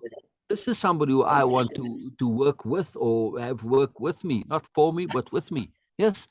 This Yes. is a magical thing. So again, this is a very, very, very potent tool. I cannot emphasize enough. And how we get to that understanding, that awareness, that discernment is through doing the repeat backs and the takeaways, which is what we've been doing, right? Yes. We've been doing repeat backs and takeaways. Well, in this case, on confidence and humility, and right. So this is the mechanism of thinking it through to the end. The tool is repeat backs, takeaways. Yes, perspective Yes. shift. So, yeah, because the beginning, when we first started talking, it went from what I thought okay, so what my intention, not my full intent, but what my intention was. Um, and then it changed in that same topic to, okay, but my intent is to uh be confident, not more confident. Now I'm saying more, but to be confident Yes, you see how the in, language, has shifted. Power, yes. power, power.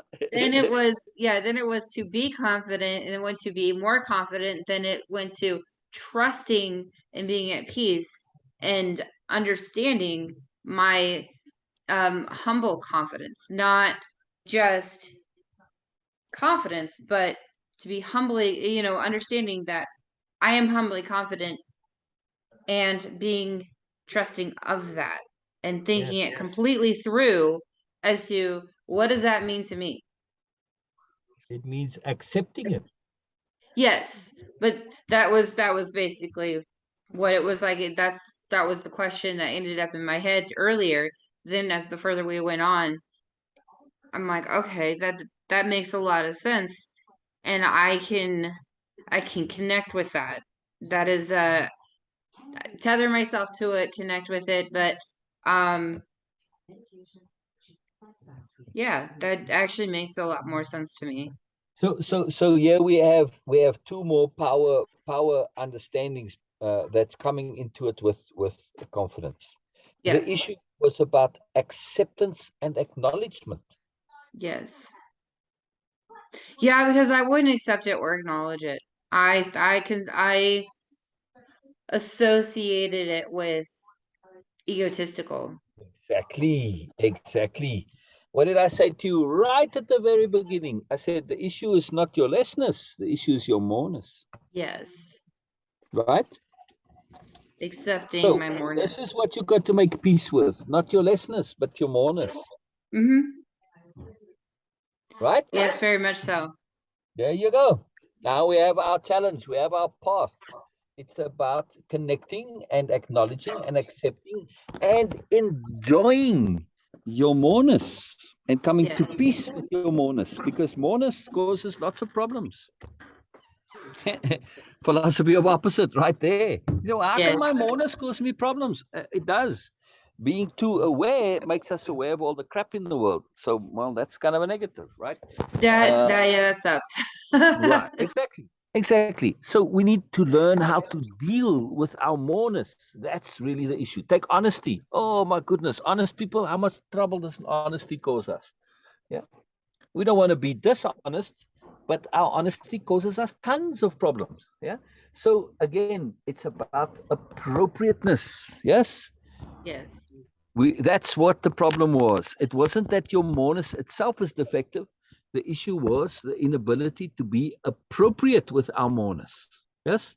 In other words, it's about appropriately dealing with honesty, being appropriately confident. Yes. Yes. And that's where we get humble confidence. That's appropriate confidence. Same thing with humility, appropriate humility. So why appropriateness is like at the very top of your dictionary of power, and you're going to probably add it many times elsewhere. You can almost take every single entry and add appropriateness in front of it. Mm-hmm. You can say appropriate, whatever, appropriate this, right? Like appropriate confidence, appropriate humility. Very, very powerful. So this is what we are about. We are going to explore your moreness and say, man, how can I be appropriate with my moreness? That's the issue. Mm-hmm. It is the issue. I How cool agree. is that? How cool is that? How cool is that? So it changed from actually the confidence and to moreness. It didn't really change it. It added to it. Right. Um, because the confidence is the moreness. The humble confidence Yes, exactly. is that, and accepting, Exactly. acknowledging that is, Exactly.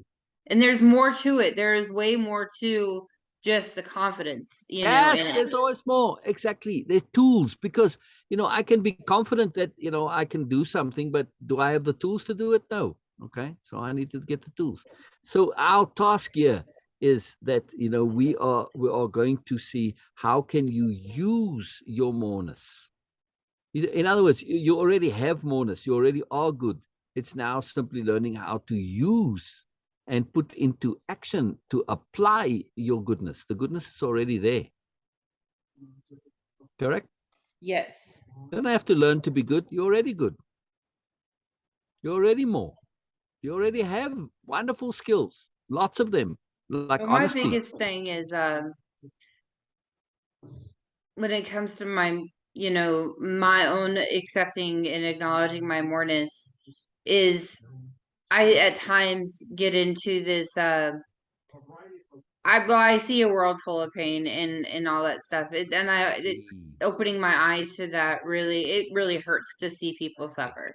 Exactly, Um exactly. And this is one of the ways that we need to learn to deal with our mourners. That's one of the yes. downsides of mourners, right? And So we'll get, knowing yeah, go ahead. go ahead. Right. And knowing how to that's like you said, and knowing how to appropriately act on that. Exactly. How to handle our mourners and our goodness. Yes. Exactly. Appropriately. So this is what we are going to do. We are going to turn what is an advantage into a bigger advantage and not have it be a disadvantage. Yes. Yes, and not have it drain me. This is very potent. This is very potent. And it's not that hard. You'll see it's not that hard. It simply comes with this, perspective shifting. That's what it's all about in the end. We're going to perspective. Okay. I never saw it that way. I see now. And we're going to have many duh moments. But those duh moments is what we look for, but they're also super profound.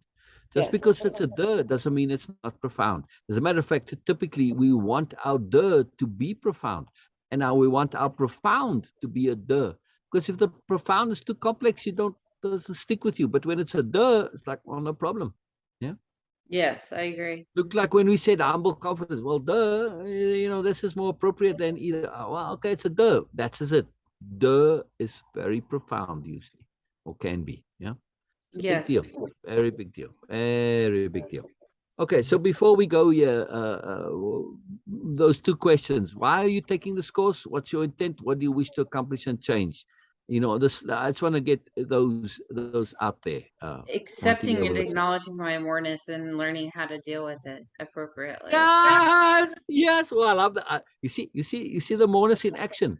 You shifted, you updated right here. You didn't read me your original thing that you Yes. wrote. You see, proof of Moreness, Yes. proof of Moreness, proof of Moreness. Yeah, yeah, yeah. So is acknowledgement that there's a problem enough? Is that all that's involved, or do we have to acknowledge that we need more, need a solution, and need More. resolution? Capital R resolution. Resolution you can put into your dictionary of power. We'll come back to it because I'm not really elaborating on resolution. It's a very powerful concept, but I just want to add it in there while we're there. What else does that acknowledgement imply? Does it now imply we need to take actual action? Yes, it does. Yes, yes. So the question is always is how am I going to apply this new awareness? So all of these ahas that you have today, if you don't go and apply them, they're gonna go and tomorrow they'll be like, what was that wonderful meme you saw yesterday that you got all excited about? I don't know. But yesterday it was profound, right? So that's Hmm. what we have to understand, that the profoundness doesn't last unless we put it into action. We apply it, Yes. make it a part of our life, right? So this is now the challenge. Yes, continue doing keep going through the program. Doesn't matter that you're gonna be doing the repeat backs and takeaways, and you're gonna get ahead of us. Doesn't matter, because it's actually cool to come back to things after you wrote them out, 2-3 weeks ago, and I because now you agree. see, oh wow, you get perspective on yourself. So just keep going. Don't worry about that.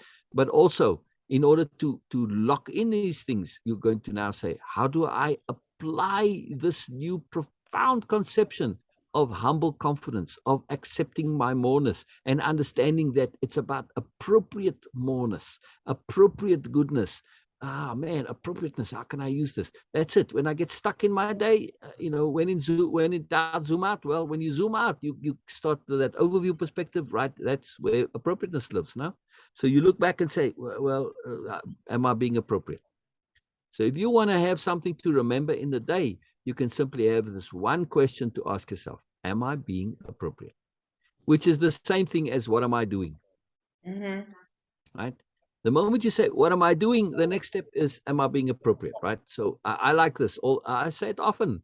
And I really recommend to people, ask yourself, what am I doing? Because when you get caught in a bubble, we forget, and we lose understanding of what we're doing in the bigger context, right? We get stuck in the bubble.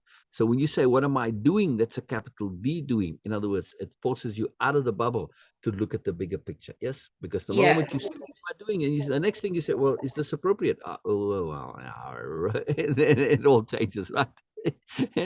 And you pop the bubble. You pop the bubble. Yes. So you've got a lot of things to apply that we've gotten from all those entries into your dictionary of power. They there for application. Yes. I mean, again, any tool, if you don't use the tool, it's useless. Yes. So tools that are to be used, yes, and that's the key. You want to practice using them. So make a specific effort in your self-talk, right? Obviously, you're going to be hyper vigilant with your words and how you're saying things, but at the same time, put those new conceptions into your dictionary of power. When you're speaking to Natalie or Sher or CJ, whoever, right? Use these power conceptions, right? Make a point of trying to bring in appropriateness, humble confidence, self-talk, whatever. Any of these conceptions that we used, bring them into your language. It changes your brain. And it's a very simple way of changing yourself. It's an inadvertent way, right? I love inadvertent learning, inadvertent change. It happens automatically because you're training your brain to think differently, to be differently, and it has a trickle down effect. Yes. So we Yes. change operating system, and it changes the way your software works. Yes. Yes, I agree. Yeah, yeah, yeah. It's very cool. And when we change our operating system, sometimes those old programs, they're no longer compatible. Yeah, that is very true. And Like they don't. the program of self-doubt. It's no longer compatible with this new sense of appropriateness and learning. I'm enough. I'm more. It's like, okay, yeah. Very much so. So my mind's kind of blown right now as to how much things have shifted in just the conversation. So that I'm just like, Yes. So this is the point I'm trying to say here, right? This entry into your dictionary of power, application. Yes. To yes, apply. application So is put that in as the entry into a dictionary of power. And, this is a big deal because without application, it's all meaningless. So now your task is to apply this conversation, to make this profound shift stick and last. yes, and that's the thing is the application. So first the intent, then the application, because Exactly. without the application, it's just an intention. Exactly. Intent is application. Yes. And Yes, you're gonna enlist the energy of the world, the universe. Who knows what? Intent is a magical thing, right? That's all the only way to understand it. So intent, we're reaching beyond ourselves through our action. So intent is a continual action. You have to hold that intent. You have to maintain that intent. You have to keep feeding energy into that intent. Yes. And the one yes, way to do that is through application of some kind, because your brain, your inner bureaucrats say, well, you may think you intend this, but what are you doing? Nothing. Well, then it's an intention. And with an intention, it's just an empty wish. It's wishful thinking. It's hoping. It's basically dream. mind bullshit, right? Yeah. Yep. That's it. It's mental masturbation in a way, intentions. Yes. Yes. So to make it an intent, to prove I'm serious about this, you apply, right? I mean, you're gonna I mean, there's doing isn't always physical. Re-emphasis in your mind, keeping your intention, your attention on things like appropriateness, right? That's a doing. Yes, to maintain your Yes. attention on it. That's a doing. So doing is a very broad thing here. But now, when it comes to your intention, man, Jessica's really serious about this. Shifting herself, being appropriate, accepting her moreness, and enjoying her moreness. She's remembering to do it, and she's not falling into habit. A lot of things to do. A lot of things to do. Yeah, yeah. Very cool. Very, very, very cool. Very, very cool. Very cool. Yes, I agree. I love it. I love it. So I'm going to see you on Tuesday. You know Yes. what? I've got to change my alarm. I had it for 4:30, and luckily I woke up a little earlier. The neighbors were up, and I could hear them. So, but I need to shift it for like 3:45. So I was a little late this morning. So Oh no, that's okay. I just I don't waited like for I you. don't like being late. I don't either. Yeah. So But all right. So I'll see you then at for next Tuesday. Yes. yes, and I'll see you in the Wonderful. So, group chat. Jessica, yes, I do have your email. Okay, because I'll send you the recording, which is very nice. So, something to do, right, is to go over this session and do a repeat back, or not a repeat back, a takeaway from the session. Okay. Right. This is really powerful, right? So Yes, very. you'll have the video if you need to go over it, but you can go from your notes as well. And then write out or your takeaway, like we've been doing on the other takeaways, because this is a very different thing to the takeaway of the slides, right?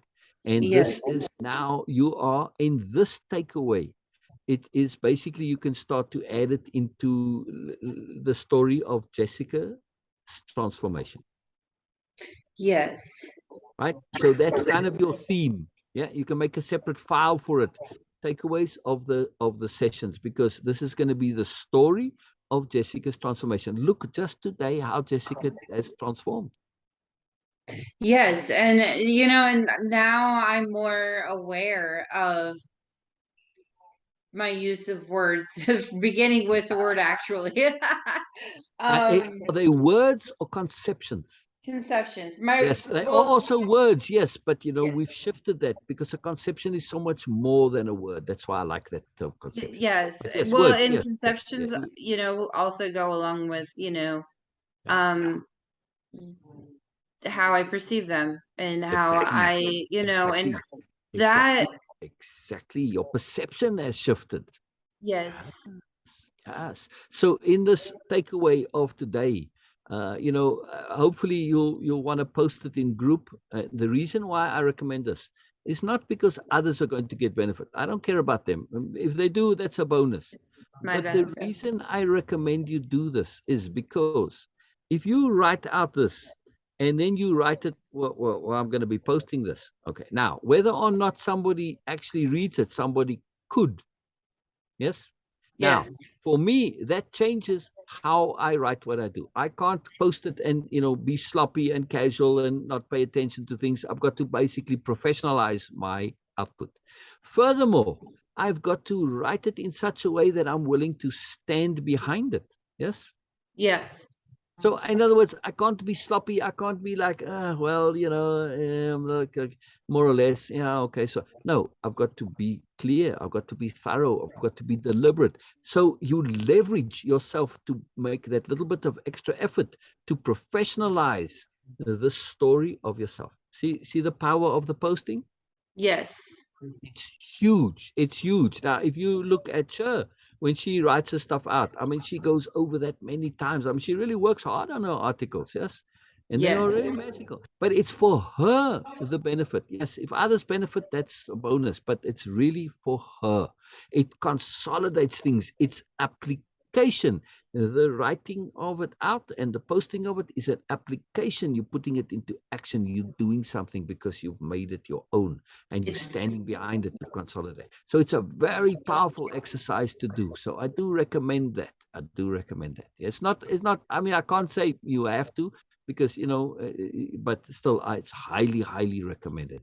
And you're going to see, if you go read through, like I've got it, I'll make one for you too, actually, if you want, if you do post. Again, it's up to you. But I've got that in the guides tab. I've got Sher's tab there in group, right? If you read through that, that's a whole book there that Sher's got. It's a profound story, all of these posts that Sher has, right? And you're gonna do this too, and you're gonna thank me afterwards for saying, "Well, thank you for getting me to do this." Because when you look back on yourself and you see how much you've changed, this is incredibly empowering.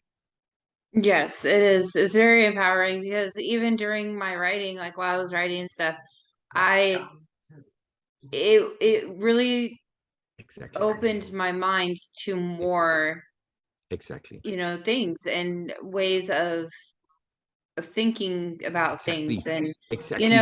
at Exactly. first Exactly. I really had to pause when I started to talk about my mom, and reason Yeah. being is because No. I'm like, am I ready to acknowledge that the fact that I did that? You know what I mean? Um, Yeah. No. and so One thing yeah. Okay. I had to go through the uncomfortableness of being honest with myself Exactly. and knowing Exactly. exactly where I Exactly. Exactly. Exactly. And that's learned. and that's the next couple of slides here, right? When we get into the awful truth. You've Yes, made peace with this. You've faced and dealt with the awful truth. And this is something that also Sher has done in a very profound way, right? So yes. yeah. Now, I do recommend at some point you shift from saying mom to Sher, Okay, by the way. sure. So I'll do that. I'm just Share. saying because it changes your conception inside your head. Yes, that Yes, it just changes that relationship psychologically, and it's very important that at some point we have to acknowledge, hey, you know what, we more or less in the same world now. Otherwise you always end up emphasizing the difference that's not really there. So yeah, it's a big deal. It's a big deal. All right. One last thing I wanted to say before we go, and now I forgot what it is.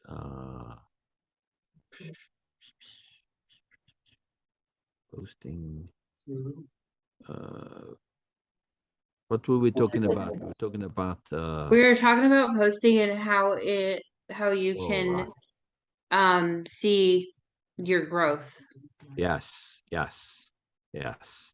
and Uh, personalizing it, not just for the benefit of others, but for the benefit of you. exactly. You posting. You might as well think of writing those posts to your future self or to the universe. Yes. Yes. And you sharing your heart with the universe. You can't bullshit the universe or your No, inner you self. can't. I mean, whether you want to think of it as universe or your deeper, your true self, your real self, your spirit, whatever. I don't care. Your terminology is irrelevant. But this is a profound sharing, and it's a massively, massively wonderful, powerful thing. I It's choose the really, really universe just powerful. because it is Yeah, me, if that makes sense. exactly. That's why it's ADU. U for Yes. universe, but also U for YOU, right? It's both Yes. together. You and you is the same thing. Yes. Yes. You are you. Yes. I love that. I love how that works out. I love that kind of wordplay. It's really, really cool. I It's do really, too. really, yeah. Most exciting. I have your email address. What was I going to send you in the email address? Why did I think I have your email? You were going to, I, I think it was you were going to share with me the recording Oh, that's right. Yes, that's right. That so was I can okay. do my Yeah. takeaway. Yeah. I mean, you can even up in your notes, but also going over the video. Now that takes a lot of that's what I wanted to say. Now I know what I wanted to add to you. Um, if at all it's possible to involve Natalie in what you are doing, please do so. Make every effort you can to involve Natalie as much as possible. I do. I Okay. definitely do. Yeah. I mean, Reason being Natalie's is welcome to come on Zoom with you. If we have to change your times to accommodate Natalie, no problem, right? The reason I recommend this is if you do not include Natalie, you might end up growing. Look, today you grew by leaps and bounds today. I mean, like a quantum leap in growth. Yes. yes.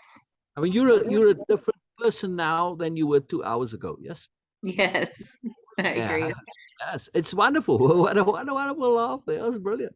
All right, so just it was nice to hear. All right, so what I'm trying to say is that you could easily end up finding yourself being in a different place to Natalie, and then you might end up having problems in your relationship. Yeah, I definitely agree. And that's So why I share with involve, her yeah, yeah, everything that I'm doing and what I'm learning. And that way I could also help her apply it to herself as well. right. But again, be careful of helping. Yes, share, Well, share, share it with share, her. Yeah, share it with her. Yeah, that's what I meant. And that was the word where the word yeah. I don't care for that word thing. helping. Yeah, it's a Yeah, I don't either. dangerous word. Assist, maybe Share, even yeah. lead, guide, Share. Just share. share. If it's Just share. obvious, if it's obvious sensibility, that's what I'm doing. I'm just sharing self-evident sensibilities, right? I'm Yes. sharing with you. You see the value of it. I don't need to say this is good. I don't need to help you. I don't need to. That's it. I'm sharing. The sharing is assistance. Yes. Sharing is assistance. So I'm going to be helping you via sharing because I'm giving you choices. I'm giving you options. I've been giving you the opportunity to put it together for yourself. This is the most absolute potent and best way you can help somebody by not helping. Yes. By Yes. sharing.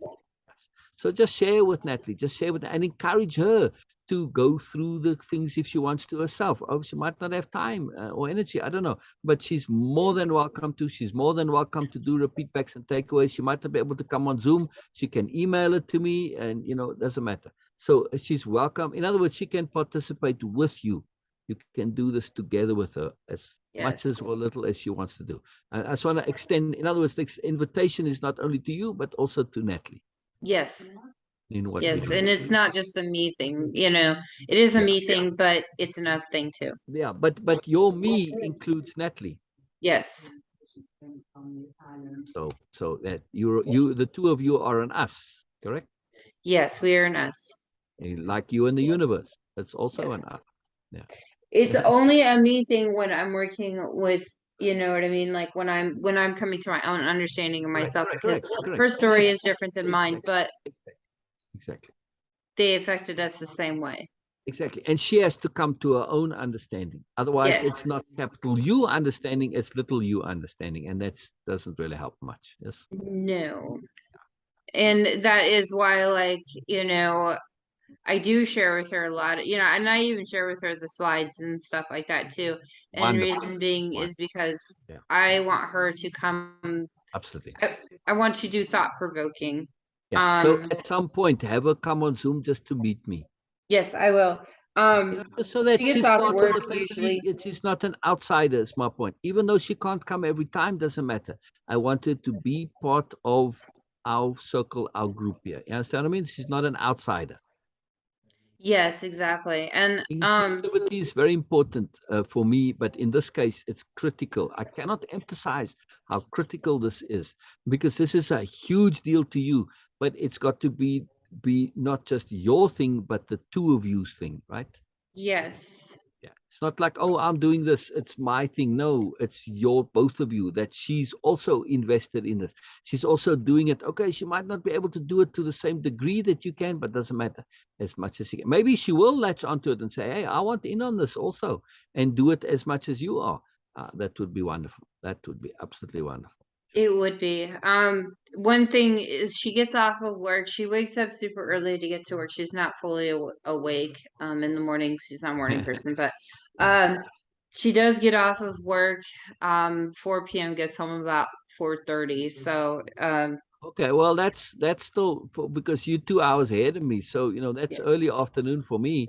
So I'm here till about 8 o'clock you guys' time.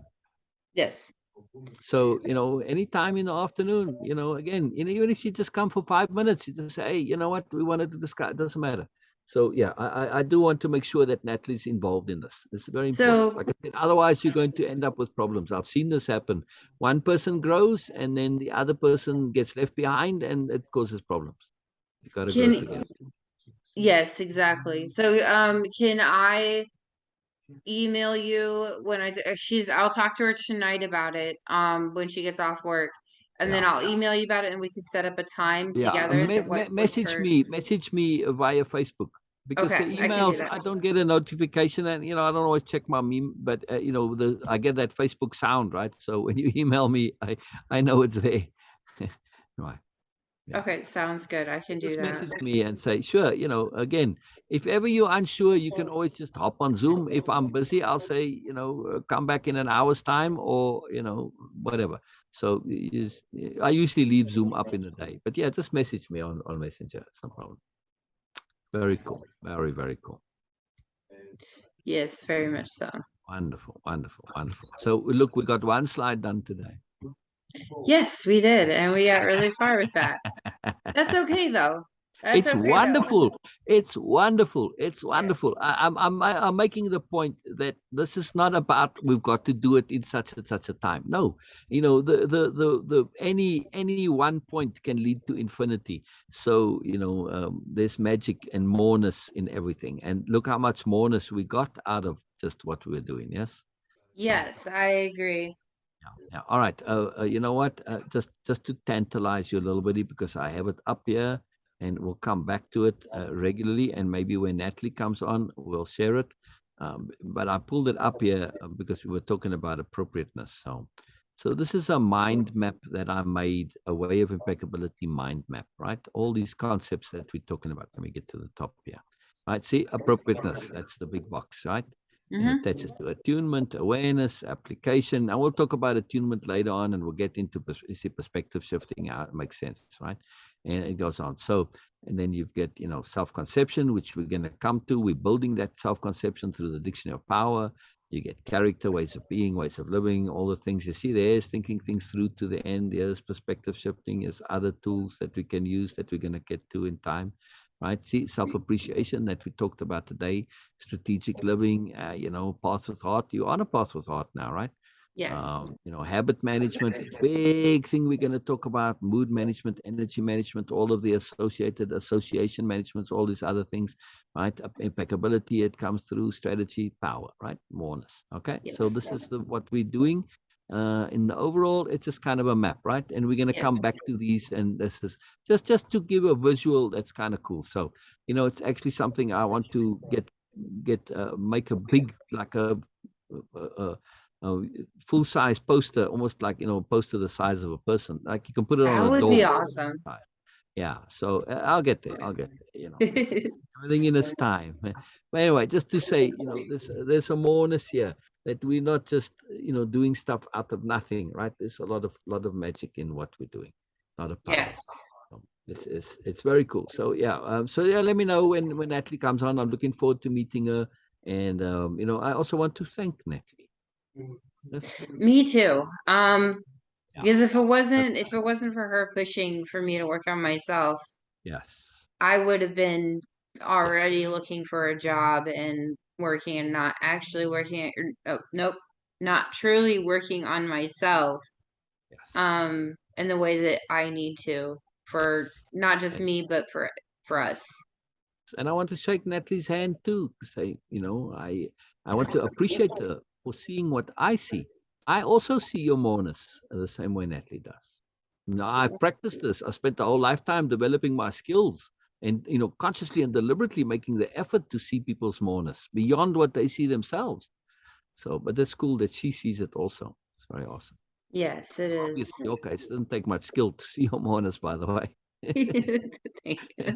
Yeah. It's just now about acceptance, and to accept our moreness. This is kind of tricky, especially if humility is a big deal to us, and we Yes. are deathly afraid of ego and egotistical and overconfidence and stuff like that. So very Yes, I powerful, agree. very powerful. Magic, magic, magic. All right, wonderful, wonderful. I'll see you next time. Now, Yes. again, in 2 hours' time, I'm going to do the live. Of course, you're more than welcome to attend, but probably by this time, you're probably a little saturated. The stuff takes a lot of energy. But of course, you're more than welcome, of course. Always. Oh yes, no, I'll join. Yeah, all right, brilliant. But take a little break, rest a bit Mhm. because this stuff is very energy intensive. Very It energy. is, and I can feel it. I I But can feel it. also, from resolution, capital R resolution, comes energy. That's the magic. Like Bina will tell you, Bina comes every day onto Zoom. She just came and she stayed. And all right, now we're really good friends. But, we're always doing this because it always adds to our energy. It takes energy, but it also adds to our energy. It's very liberating. Yeah. I agree. All our nonsense sucks our energy. Yes. They're It's a programs that we don't want. Yeah. it's a different energy shift, if that makes sense. It Oh, yeah. goes from like Oh, yeah. fear, worry, anxiety to like, oh, To like joy, you can actually bonus, breathe. celebration. Exactly, Yes, exactly, exactly. So, energy management is what impeccability is. Impeccability is best use of energy. That's it. Best use of energy. I don't want to be using my energy running crappy programs. I might as well just use that energy to run power programs and moreness programs. Like, yeah, exactly. yes, I agree. Exactly. So this is what we're all about. So add into your dictionary of power there, replacement. Yes, This mind map is the replacement for anxiety, worry, stress, depression, anger, irritation, annoyance, self doubt, feeling crap about it, whatever. All that crap stuff. You say, wow, man, you could make a mind map filling all these squares. You could replace it with unawareness, right? yes, Right? Unappreciation, whatever. You can fill them with negatives. And that's typically where people live. Why? You don't have to. There's an alternative. That's why I wanted to show you the mind map. This is what we do. We're going to replace all of that crap with something else. Your energy can just as well be used in a way that's more productive, more efficient, more effective, more valuable to you. Yes? yes, I agree. That's our whole job here. It's just to shift the energy usage. That's all it is. Very simple, really, in the end. Yeah. Yes, So I and have it. it's awesome to see how simple it really is, just by being honest and accepting that there's more to it than just the surface. Exactly. It's so powerful. It's so powerful. It's so powerful. Wonderful, wonderful, wonderful. Celebrate your day. I Celebrate, with Sher and with CJ and everybody. CJ came yesterday too on Zoom. I had a good chat with CJ. Very good session yesterday. good. Ah, it was excellent. Yeah, it was very good. I asked him, how is he similar to Lou, or how is Lou similar to him? What do they share in common? And I had to make a list of all the things that's in common, how he is like Lou. Yeah, very powerful. Yes. Yes, it is very powerful. I mean, to realize you love somebody. I said, does Lou have a fancy vocabulary? He said, well, he laughed. No, but it was a big moment. This is a big moment. To realize that he loves Lou, and you don't have to be special to be loved. You don't have to have skills and abilities. Just being good is enough. Yes. Hmm. I agree. And he does struggle a lot. And that's the thing is, I think he responds more since he doesn't have a true father figure in his life. He's got male um influences, positive male influences, which I think is good. Yeah. Because he came up to the conclusion of, I don't need a dad. I've got other people that I can look up Yeah, to, and I he's think got that's awesome. himself. Exactly. You don't need Yes. it there. You don't need parents. Exactly. You've got right. So he's a good kid, just has a hard time accepting it. Okay, I gotta go. I gotta That's go. fine. Let you go. I'll see you next time. I love Okay. it. Bye. I love it. Bye bye. Bye bye. Bye bye. Bina, did you mean to call me? Bina? I'm not hearing you, Bina. I think because I've still got Zoom going, it's interfering with the sound. Zoom is up. Zoom is up. Zoom is up.